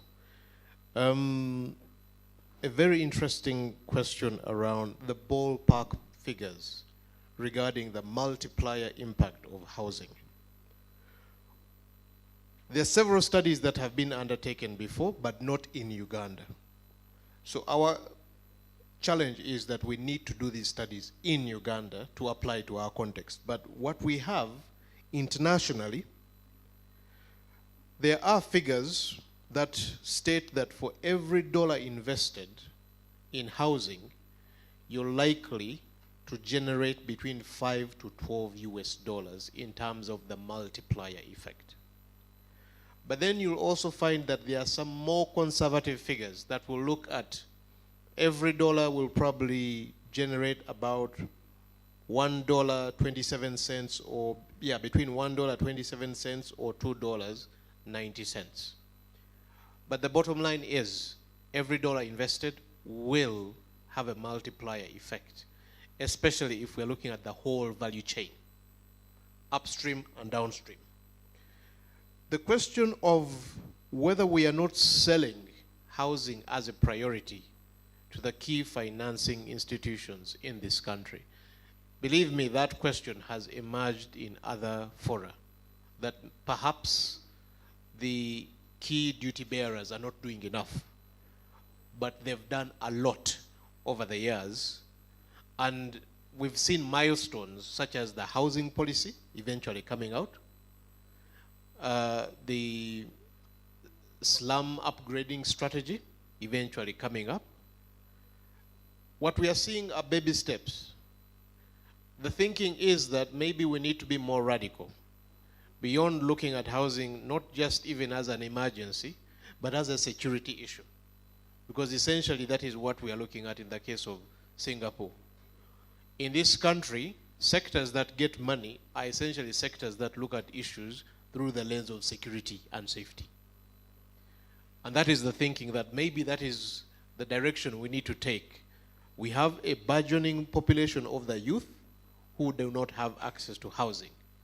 Maybe that is where the framing needs to shift, to look at it as a potential security threat or through the lens of security and not just the traditional way that we've been approaching it. So the dialogue, again, could look into what should be the position moving forward on how we frame housing or how we position housing so that it receives more funding, more financing, although we still need to be sensitive to the kind of environment we are operating in, that there are still other priorities, but how do we reframe it to really catch the attention? On the issue of we're still not seeing enough being channeled into housing, even when the figures say that trillions and trillions have been invested into supportive programs such as infrastructure. I think, again, this is something that is up for debate. The question is, are the players in the sector harnessing or positioning themselves to better leverage those resources that have been invested in infrastructure, in energy, in roads, and the like? For example, when we look at real estate development, is it following infrastructure? Is it following energy, water, and sanitation investments? Or it is simply looking for the cheapest land and you set up an estate that is completely disconnected from infrastructure investment? And ultimately it becomes expensive to invest in. So I think for me those are some of the things that we need to reflect on moving forward. We don't have all the answers, but those are my responses to some of those questions. Thank you very much, Vena. Thank you. Irene, one sentence to answer the Bududa question. Do you have just one sentence or two? Yeah.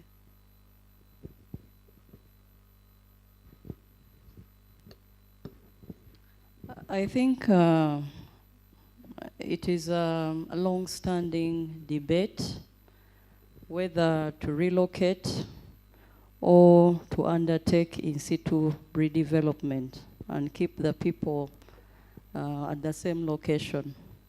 And of course, the analysis has to look at land ownership, issues of land values, what are the positives, what are the negatives. But the final position has been highlighted by NPA.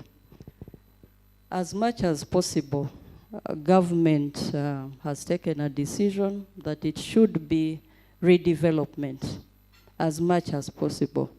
However, relocation can be justified in some cases.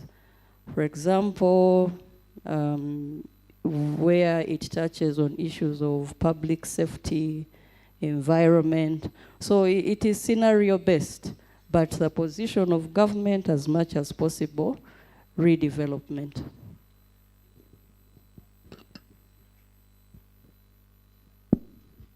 Okay, so now we are going to try and listen to the rest of the panelists in a short time because, yes, we are a bit late. Okay, so now we are going to listen to the National Housing and Construction Company. You had in the keynote address what is expected of national housing in NDP4 vis-a-vis the housing deficit. It's not just a rounding error. If I may quote, he says, it is a rift. So can you let us know, of course they have mentioned some of the things, what challenges make affordable housing difficult to deliver at scale, and what needs to be given to national housing in the budget to solve some of these challenges? Derek, please.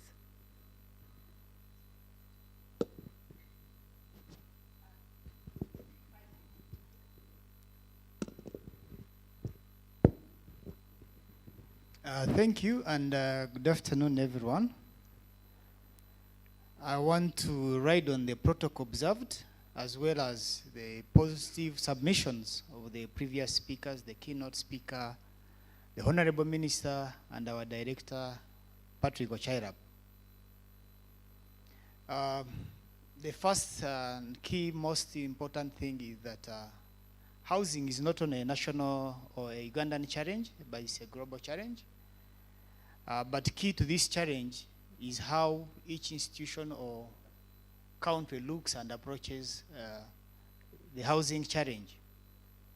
And I also want to say the positives out of this is that there are initiatives that are being implemented in resolving the mass housing development challenges. while riding on the positives, submissions by the previous speakers, I want to speak from a developer point of view so that we can put it into perspective why mass housing is still a challenge. I guess as a country, our key challenge has been we have approached housing from an individual point of view as opposed to a community point of view. In all our policies, right from our land system, which among across the world, we are among the few that rest powers on land to an individual. Incidentally, resting planning powers in an individual as opposed to scalable level or at a ministry level. So that disintegrates or delegates authority to a small unit that will take care of personal or individual units at the expense of the masses. And in so doing, the individual or the sole private sector will be looking at where there is a return. Hence, the housing developments or the mass housing developments you're seeing is where there is a return, and where there is no return in the social and low income housing is where the mass housing or the housing deficit rise. So I guess the biggest challenge is on our land. First of all, in that land, it is becoming very speculative to buy land. If I had a presentation on the composition or cost composition, you'll see that land costs or contributes between 10 to 15% on the cost of housing. Besides that, is our legislative housing is capital intensive. And in this capital intensive nature, we have had NDP for contributions to housing being indirect, not direct. Therefore, to a developer, you have to bear all your costs. Now, there is a question of between the infrastructure and the land, what comes first? It is the land, because real estate is land, then location. So you must first buy land, and when you buy land, because of where people are, the cost related with land, you'll find that where there is infrastructure, land is exorbitant. Ultimately, it means the product is going to be expensive. So for developers, we always look for where land at the starting point can be affordable if we are to address affordability. Subsequently, it means then planning has come, development has come ahead of planning. Therefore, you have to provide infrastructure or wait for the government to provide you infrastructure. So the case of scale and affordability is getting out of hand. So we need to consolidate, and this brings us to an issue of zoning. We need to consolidate our planning, our zoning, then send the infrastructure and the land that has been zoned and identified for housing for us to bring about, talk about scale and affordable housing. Let me put it in into perspective. There is an estate around Chiwanga. One of the key developers went there some good years ahead, around 1997, put around 50 good houses. Because of lack of planning, zoning, just the road separates the factories and the housing. You're about to hear this in the public. And what is happening, the fumes from the factories are making these people sick. Now it's an EMA case, and I think it's before court as we speak. So the zoning aspect must come ahead of time. The planning aspect must come ahead of time if we are to have scalable housing in Uganda. So I was on the issue of taxes. So if we have borne as a developer 18%, and these infrastructure costs, they all are accelerating or exponentially increasing the cost of housing. But there are no funders as we speak. We are the oldest as national housing developer in this country, 62 years.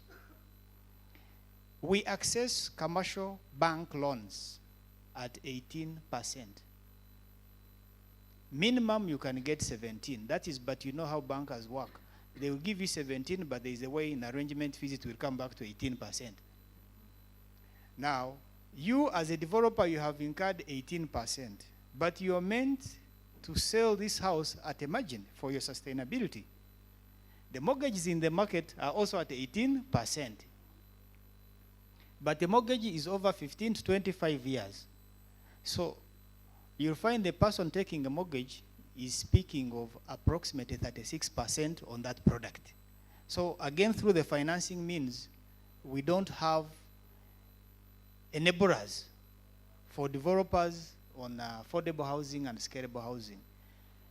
Looking at the banks we have in the market, the biggest being Stanbic Bank, there is no single bank without syndication that can give you 80 billion to put up an housing estate on its own without syndicating. And we have bankers or the statisticians, you can testify to this.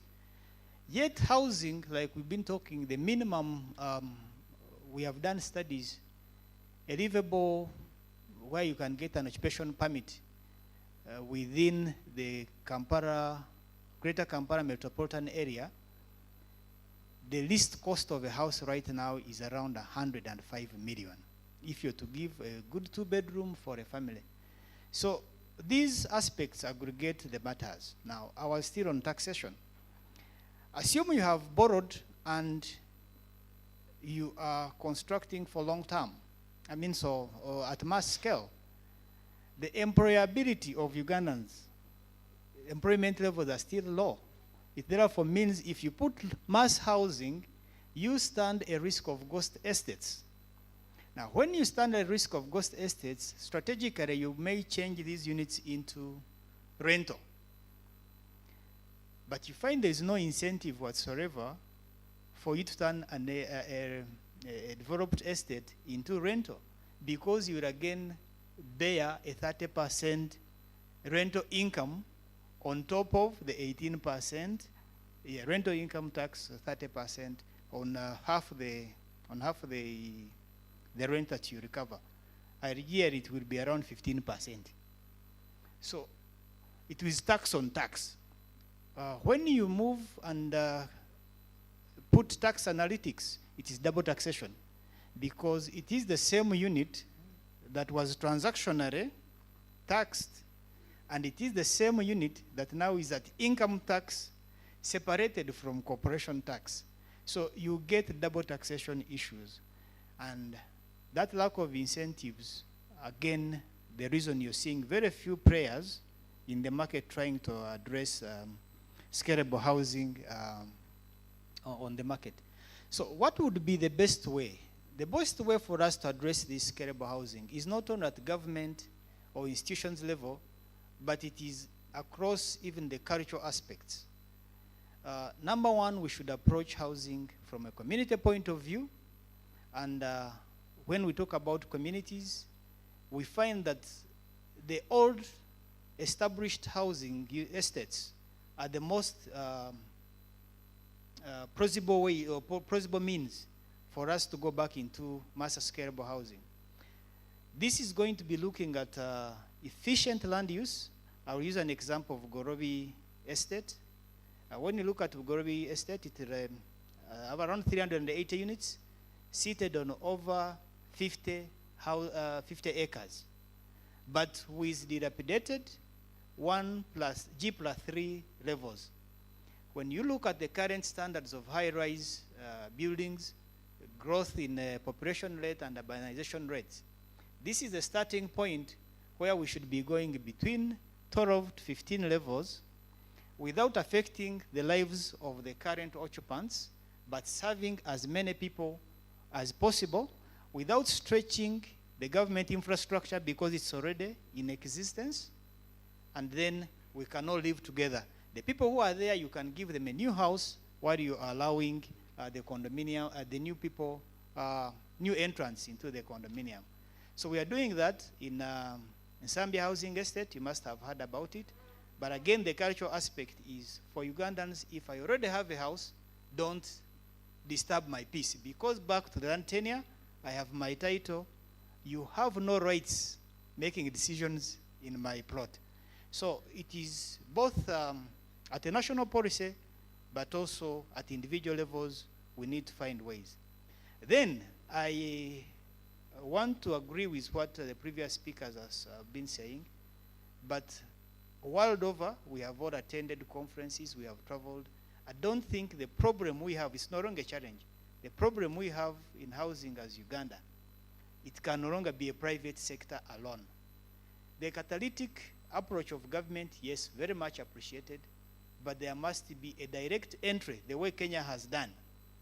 And the government, leave alone the indirect initiatives. I will tell you, we need direct investment in housing development, be it land acquisition, be it development, be it mortgage off-taking. When we move up out of Kampala, we have tried to look for land and pattern are enough with the newly created cities. We have failed to get an acre of land to plan housing outside Kampala.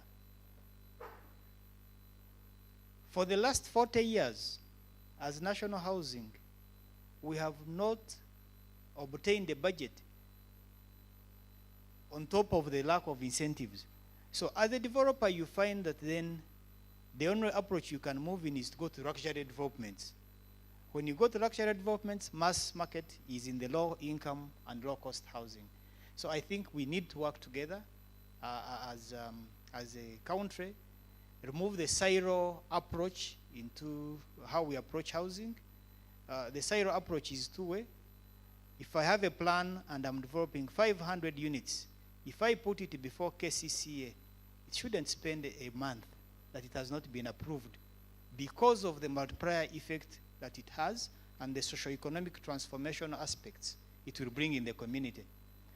So if you prioritize an individual 3-bedroom over 500 units, then you're also getting it wrong. We can speak and speak until the cows come. I want to submit at that. Thank you.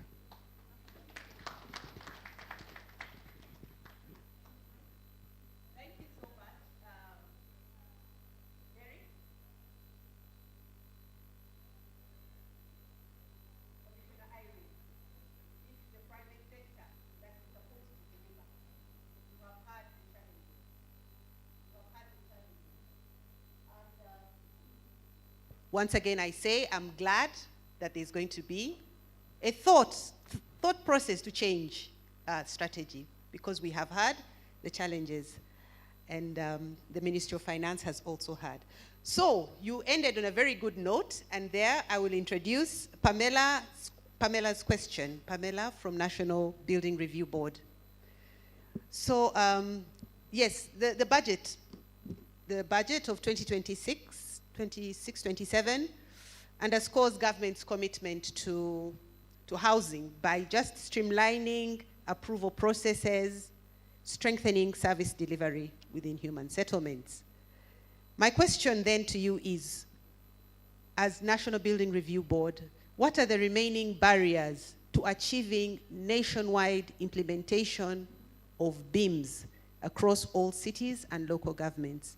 For those who may not know, BIMS is the Building Information Management System, where issues that Derek mentioned of delays in approvals, etc., can be dealt with by going digital, having a digital approval process, tracking officers and tracking delays. Once again, what are the remaining barriers to achieving nationwide implementation of BIMS across all cities and local governments? Pamela, please. Okay. Thank you, Architect Vanna, and thank you to my colleagues in the room. As the keynote address raised, in order to support this housing issue, there has to be a process to hasten how people access housing, and also as National Housing raised, this includes timelines for approval, because the longer it takes, the more money it's going to cost. And as National Building Review Board, one of our roles includes monitoring operations of the building committees, who are charged with granting approval for your respective developments. Also, as a board, what we do is we are interested in safe building, as we say, safe building and better living. So we cannot have a discussion on housing without thinking about safety for human consumption. As architects know, I think 90% of the projects that you do are to be inhabited by people, not animals. So BIMS is an online system that was put in place by the board since 2021 in order to provide an online platform. If I have a plan for my house, my housing development in Arua City, I do not have to spend a whole day to drive to Arua City, and then when the committee says, go back and bring the right document, I have to drive back to Kampala and take that document back. So with an online system, this is to enable timely submissions, timely feedback, but also to look at the monies that come in. And BIMS is a platform that involves a number of stakeholders. It involves you, the developers, it involves the professionals, it involves the local councils, it also involves the taxman and Ministry of Finance, as these monies are received and recorded in real time. Some of the challenges, of course, is awareness. And one of the things is, who do you go to design? Where is your first point of call? Not many people know that actually I should go to the architect or the proper engineer or even have that record. So as a result, because the developer is stuck and yet you have a system that is saying you must have the architect, you must have the engineer.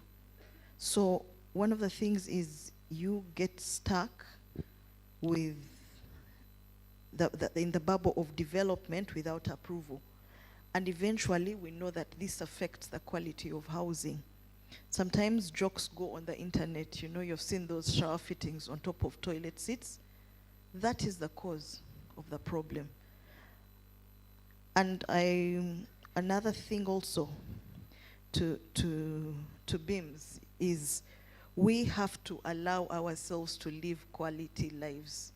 If I tell you, if I ask you for architectural drawings, I am not increasing the cost of development. I am not there to increase because you know you have to pay certain monies. The idea is for this to have a quality deliverable. And we need to appreciate this. So BIMS introduces formality, and this formality comes at a cost. But I encourage us to embrace this formality because the interest is going to be a better product. And unfortunately, sometimes government agencies also get caught up in this.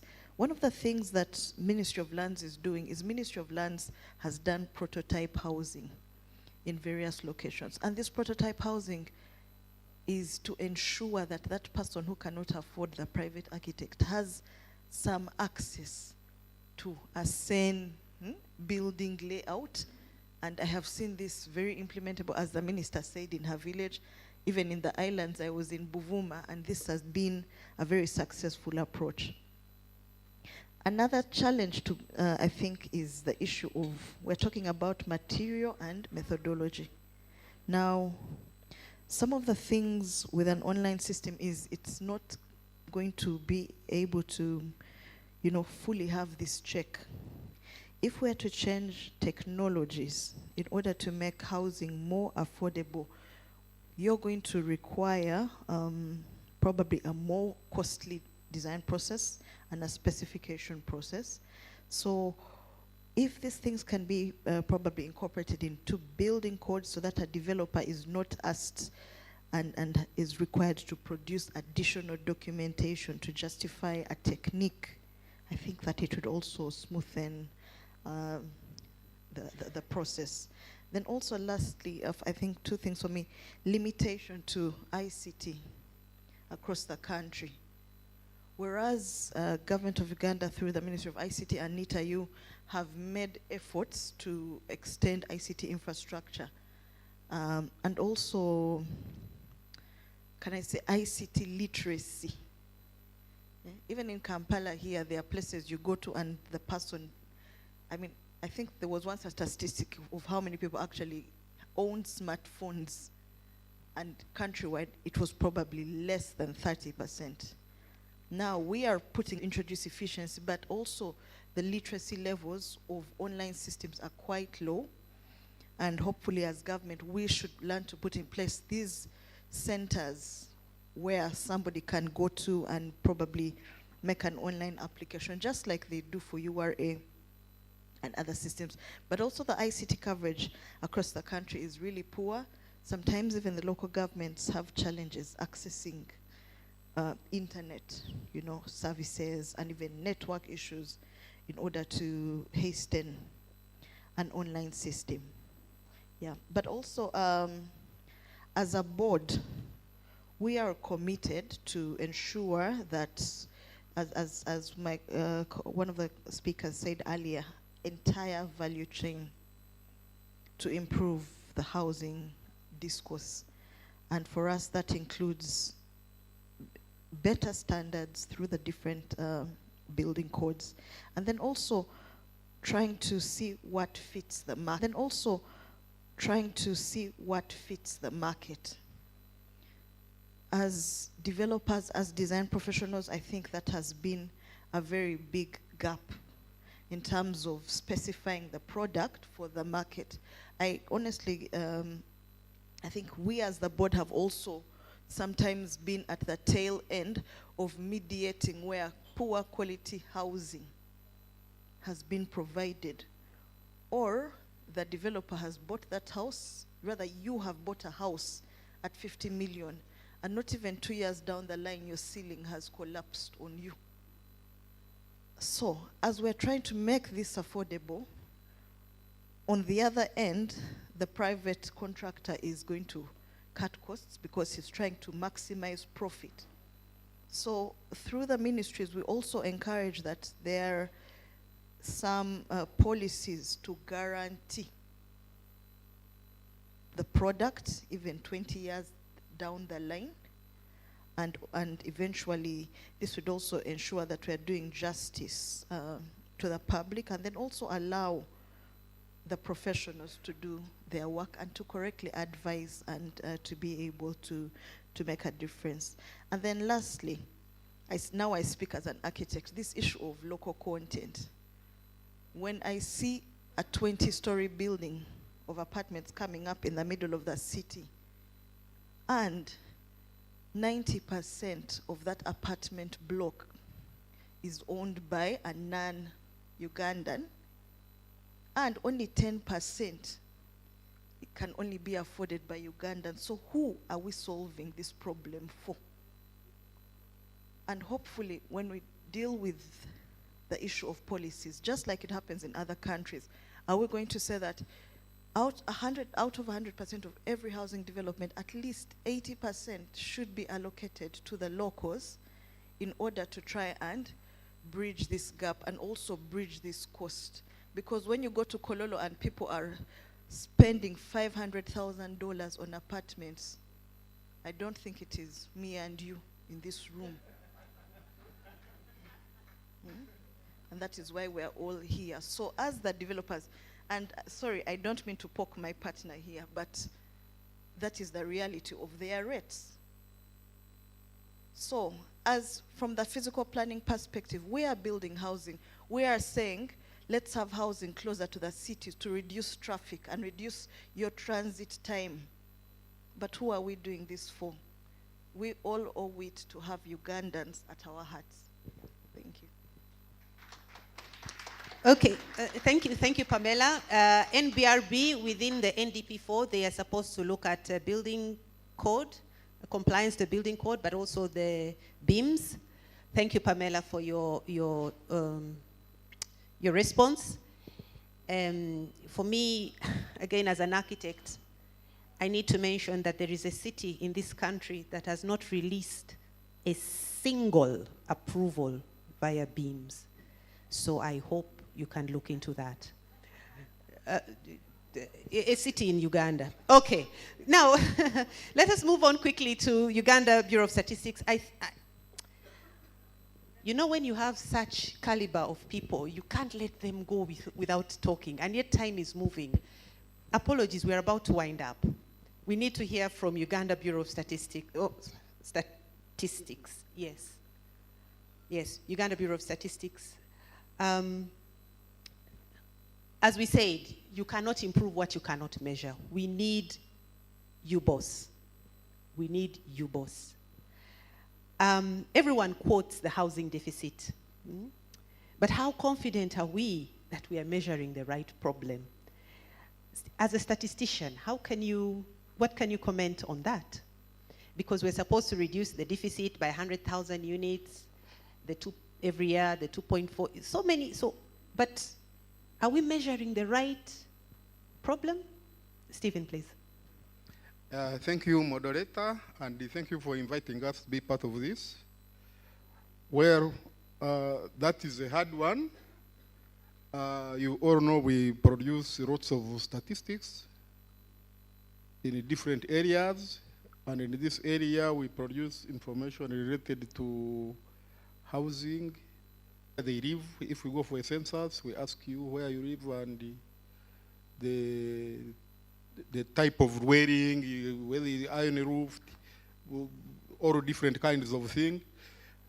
But now, when we are looking at a housing unit, knowing like how many do we have here, from the keynote address that the NPA gave to us, you saw address that the NPA gave to us, you saw it is not only looking at the structure. You are supposed to be looking at other accompanying things like sources of water, of what, all those there. So we have to come up with something that will help us to know that this is a complete unit of what we are measuring as a housing unit. Instead of coming up with structure, everybody lives somewhere, at least we know that, yeah? Everybody lives somewhere, and in the census we found out we had around 10.7 households. People were living somewhere, some were living in huts, others were living in flats, in semi-detached houses, you know. We have that information. But from the information that we have, which is more frequent, if we have known exactly what we are measuring, what we want to measure, to make sure all the opposite things we have put them in, we need to know how fast or how frequent can we do it. And of course, that will come up to cost. We are grateful to government because they have been sponsoring most of these surveys. We no longer depend on donors. There are very few where donors come in to help. But all of that will depend on us deciding together how do we measure this thing of housing.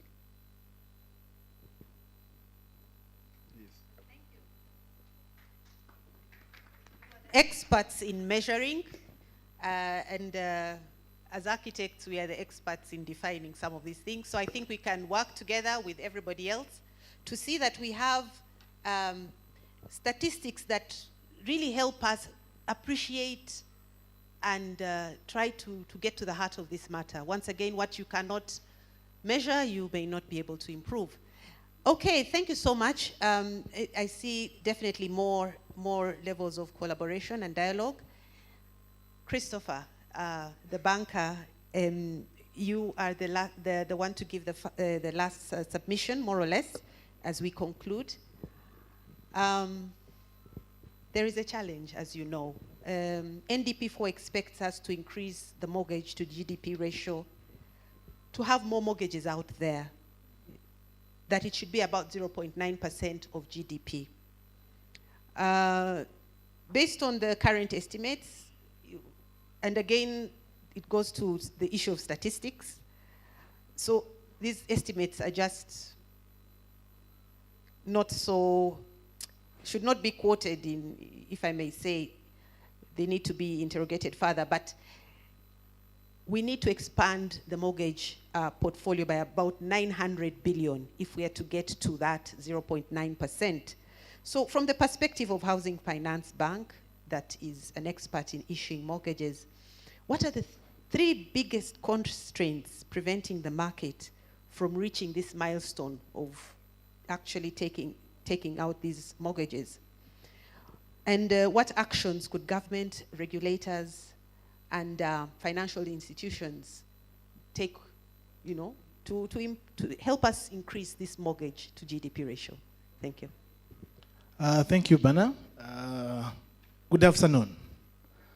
I know we all look tired, and I want to thank everyone. I want to thank the association for putting this together and to have a wonderful discussion. I know we all agree that this has been time well spent here, and I really want to extend my thanks. The question you have asked is about mortgage to GDP ratio, 0.5. We are looking at 0.9. And when I look at that, I was thinking about it in the context of, I'm hoping that as we focus on the mortgage to GDP ratio, we don't lose the fundamental of the housing deficit. Why? You can achieve the mortgage to GDP ratio, and you fail to reduce the deficit. Why? We all agree that with the number of mortgages we have, we are talking about almost average mortgages about 150 millions. For anyone here to qualify for 150 millions in mortgages, you're talking about a net pay of around 5 millions for you to qualify from the bank. 4.5 to 5 millions for you to qualify. And I think it was Peter, who was giving us the indications of about the mean income being around 200K. So you can see that there is 200K compared to 4.5 to 5 millions of nets. So it's a challenge. But nevertheless, the point is about mortgage GDP. I want to just put that into context so that we can be able not to lose the bigger picture. Because for me, where I sit, I think the 2.4 million deficit becomes quite very fundamental here. What has to be done? What has been the challenge? I really, without me repeating myself, anyone who has been here from morning agree that everyone else has discussed about what the challenges are. The issues about affordability, average mortgages around 18 to 21%. Few banks are giving those mortgages because of the mismatch between the depositors, money they use, because here we are doing long-term lending, and customer deposit is what banks base on to give lending, which is really very short-term. So we have all agreed that that is equally a challenge. The other challenges which I see about the land tenure, I was the other time when we were at Mistil with the Ministry of Lands, were giving us statistics. 5.7% of the adults having recognized titles or securities, what you call security for a house. So you can actually see that there's a challenge there as well. But if I can broaden on that discussion about that, as housing finance, because we are the leading mortgage bank, we take the biggest share of the wallet, of the portfolio. There's something which we have done. I don't know whether we've all heard about what they call Zima Mpola Mpola or incremental housing. It's a product which has been in existence with housing finance for the last like four years. And we want to scale it because if you look at the numbers right now, it is contributing the biggest of the volumes of the numbers of mortgages we're giving out, because we come from the space that Ugandans typically, there are very few Ugandans who are going to go to the market and they ask how much is this house, and they buy it straight up, right? Most of the Ugandans can just build slowly by slowly. Today I build a slab. Next time I put to the roof, then I can be able to put. Some Ugandans, you know how they build, they first lock out the bedroom alone, and the kids' bedroom, then the sitting room has no. So we appreciate that, and that's the biggest population we are living at. So we have those products that we want to we are scaling out as a bank, and I'm sure it is going to be able to improve. But of course, this issue of cost is still there. the issue of cost is still there, that we, that we still give them at a higher interest rates, but if we can be able to partner with government so that we can be able to bring those costs lower. I know from the discussion on table, we have gotten commitments that the Mortgage Refinancing Act is going to be operationalized. The only thing which I have not, from all the discussions I have never got, is the timelines. The moment you speak things and there is no commitment of timelines, it can be 1 year, then it goes 2 years. That's why I was looking at my colleague, Minister of Finance, and thinking about what timelines are we looking at? Because the problems highlighted are going to be heavily resolved by that. Because, of course, the other challenge is about, I talked about the long-term funding, which few banks can be able to give mortgages more than 10 years. Most of the banks are average doing 10 years. It's housing finance, which is stretches to 25 years, of course, because of our mandate. So those the things I think can be done. The other thing which can be done from the banking perspective and which we are trying to play in is about innovation. How innovative can banks be? I talked about Zimba and Polampola as one of the innovations that we have tried to put across as a bank. And beginning of this year, we went around the country doing what they call the Zimba Challenge.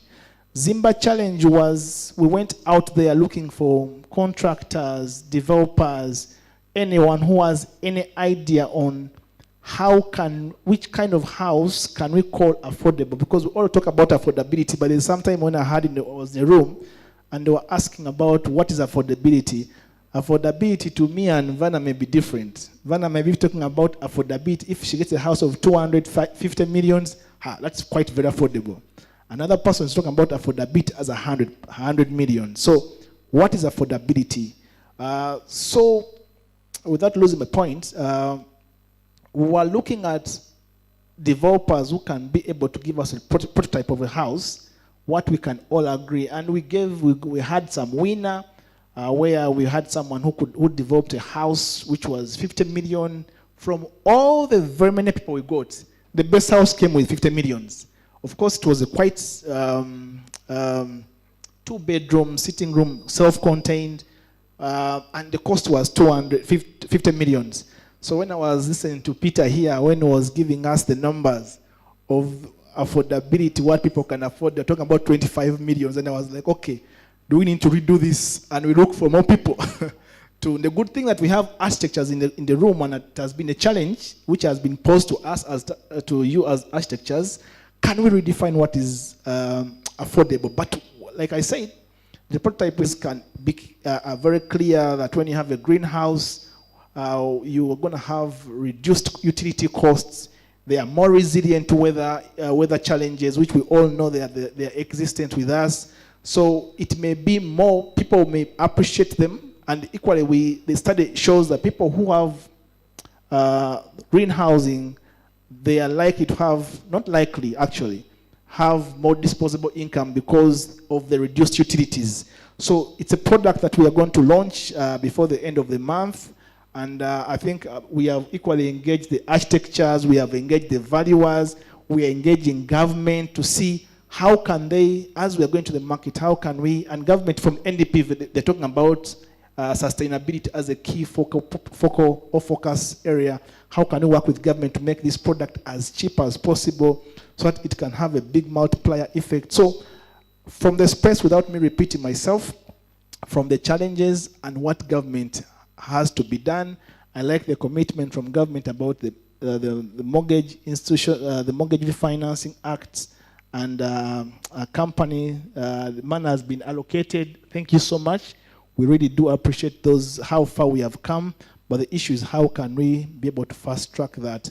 But also, as I close, just to remind that from where we sit, I've talked about the incremental loans and the land tenure challenges. And the issue for land tenure, what we have come at Housing Finance innovatively is to be able to extend loans or incremental loans to up to 50 millions when you don't need a title. Because we know that most of the people don't have land titles, they have communal land, they have chivanjas, and I think we are just a few of the banks who can be able to extend that credit without asking for the real title. So we are trying to become, amidst the challenges, we are not sitting down to say, okay, you know, this is a challenge, we can't do anything about it. We are trying to do something about it, and we are really happy to work with government to see that we can make this cost as low as possible, so that when someone comes to the bank to ask for the mortgage, we are talking about below 10% interest rate from the ups of 18%. Thank you so much. I'm hoping that I've answered what you have asked me. Yes, you have. And I know there's even much more you could have said. I just needed to listen to all of you. And now I am going to propose a way to wrap up in 10 minutes. We had a rapporteur, Christine, but Christine, I think we will put this on the website. The time is gone to do that. What we will do is have the panelists help us begin to get a way forward. And this is how we will do it. In 2 or 3 sentences, just tell us, imagine that next year, 2027, we meet again. What improvement would you hope, measurable improvement you could do in your various capacities to convince us that we are finally turning the corner? You will be thinking about the answer. Just one improvement next year that we can report and say, we have done this as UBOS, as NBRB, you know. And as you think about the answer, we're going to start from left to right. But as you think about that answer, I would like to quickly thank our supporters and partners, Ministry of Lands, Housing and Urban Development, National Planning Authority, Sustainable Urbanization and Housing Program, National Building Review Board, Habitat for Humanity, National Housing and Construction Company Limited, Housing Finance Bank, and you may see, though they did not come, Plascon is our long-standing supporter. So now we will hear in 1-2 sentences, next year you're back, you'll say, I did this. And after which, Irene, you will help us close the session because the minister is not here. So thank you. Take note, Christine, very carefully. This is what's happening in the next 12 months. Go ahead. Thank you. You know, I said that we needed to agree on what is going to be measured. Now, you said that you are the people who measure these things, eh? Now, which is correct? Much as we measure these things, we normally work with our stakeholders to exactly know what are we going to measure, such that we do exactly that. So between now and that process, I am sure we would have come up with the correct measurement of what we want us to be producing, preferably every year, if it can be possible, to make sure there is a stock that where somebody can refer and say we have made improvement to this magnitude within this year, and we have made improvement within this magnitude in this year.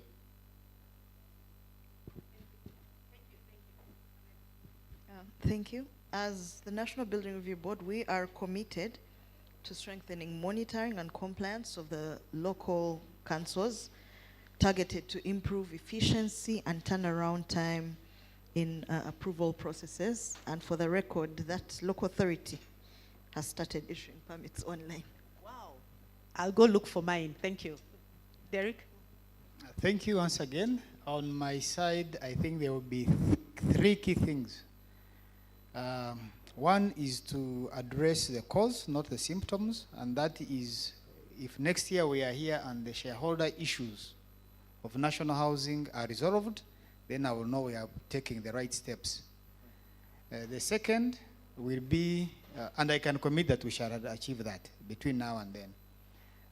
The second is about policy influence, particularly in taxation. It will not be across the brackets, but for particular identified housing projects, for instance, institutional housing projects. Then if we can improve our scale, to be in the 500 and above per year. Thank you. Thank you. Yeah, it's tough for me, but the infrastructure in Greater Kampala metropolitan area will have improved greatly. That's number one. Number two, the mortgage refinance company will be fully operational, capitalized, and beginning to attract private capital into the company in order to provide the liquidity that is necessary for finance that the Minister for Housing was making here of implementation of regulations is actually taking root. Thank you so much. Okay, thank you. For us as a ministry, our priorities right now, I'll highlight majorly two. One of them is to unlock private capital in affordable housing by leveraging partnership between government and the private sector. We are working on a national affordable housing program framework, and that one is key because it's an integration looking at where the areas, the challenges are for the private sector and ensuring that government comes in to address them to unlock more capital. So our promise is that we shall have a national affordable housing framework, hopefully next year. And our next commitment is on the real estate bill. There's a lot of concern when it comes to industry standards, when it comes to fraud, when it comes to agency, so many areas. So our commitment is next year, the real estate bill will be an act. Thank you. Very good commitments. I have three. One is as the bank, where of course from the Ministry of Finance, the commitment of Mortgage Refinancing Act comes in handy. But on our side is more innovation. I talked about the green mortgage, which we want to be able to scale out, and I know it will be directly aligned with the NDP4 in terms of sustainability. Of course, the other is about more innovations, products like rent to own. We have talked about it. Countries like Rwanda, Kenya are doing it. We haven't done it in Uganda. It's something which we are going to do as a bank. The other is more partnership with the suppliers of the mortgages. She talked about 170, I think Irene talked about 170 developers. And we want to be able, we haven't yet worked closely with all of them, but we want to have more collaboration with them so that we can actually use as opportunity to scale the mortgages so that we can be able to have directly be able to support on the reducing on the 2.4 million housing deficits. Thank you so much. Thank you. And yes. It's a very tough question. But I think for us it is one critical issue from the perspective of comprehensive integrated planning. We are looking at a commitment where as we undertake reviews of physical development plans that are being prepared for the upcoming urban centers, the cities, the towns across the country, we are looking at ensuring that all these physical development plans specifically, explicitly plan for housing as an allocation within these plans that they need to incorporate. So it is not just business as usual that we have these land uses or we are planning for this kind of setup, but we're also looking at them actually generating a kind of like an inventory, explicitly showing that this is what we are looking at in terms of allocating for residential housing, low-income affordable housing. So essentially, physical development plans should not be approved unless that is something that is explicitly integrated within the physical development plans, because that is what will feed into initiatives such as the land banking process and probably also unlocking the land fund to support the land banking and ultimately projects that deliver affordable housing or low-cost housing. Yeah, thank you. Okay, thank you so much. I had some questions here. We are going to answer them. We are going to open a website, a web page that will put all this information and more and be interactive because the dialogue has just begun. On behalf of the Uganda Society of Architects, I thank you all for coming, and I now hand over to Commissioner to officially close. Okay. Thank you so much. Thank you so much, Architect Vanna. And on behalf of the Ministry of Lands, Housing and Urban Development, we would first like to express our gratitude to the Uganda Society of Architects for convening this important dialogue on housing and for also giving us an opportunity to partner in advancing the affordable housing discussion. As a ministry, there are so many areas of intervention, so many areas where we know that collaboration is key, and we must work with partners because housing is a value chain. Stakeholders, and we are going to go back and review these recommendations and discuss these recommendations and ensure that a plan is put in place to advance housing in Uganda. It is now a national challenge, and it is growing, and action must be taken. So thank you so much for participating. Thank you so much for being so patient. We look forward to inviting you again. We hope the USA can organize again, though we also have a program working group under the ministry where we will be convening you to advance this discussion further. So thank you so much, participants. And with those remarks and with the powers invested in me as the Honorable Minister of State for Housing, I declare this dialogue closed.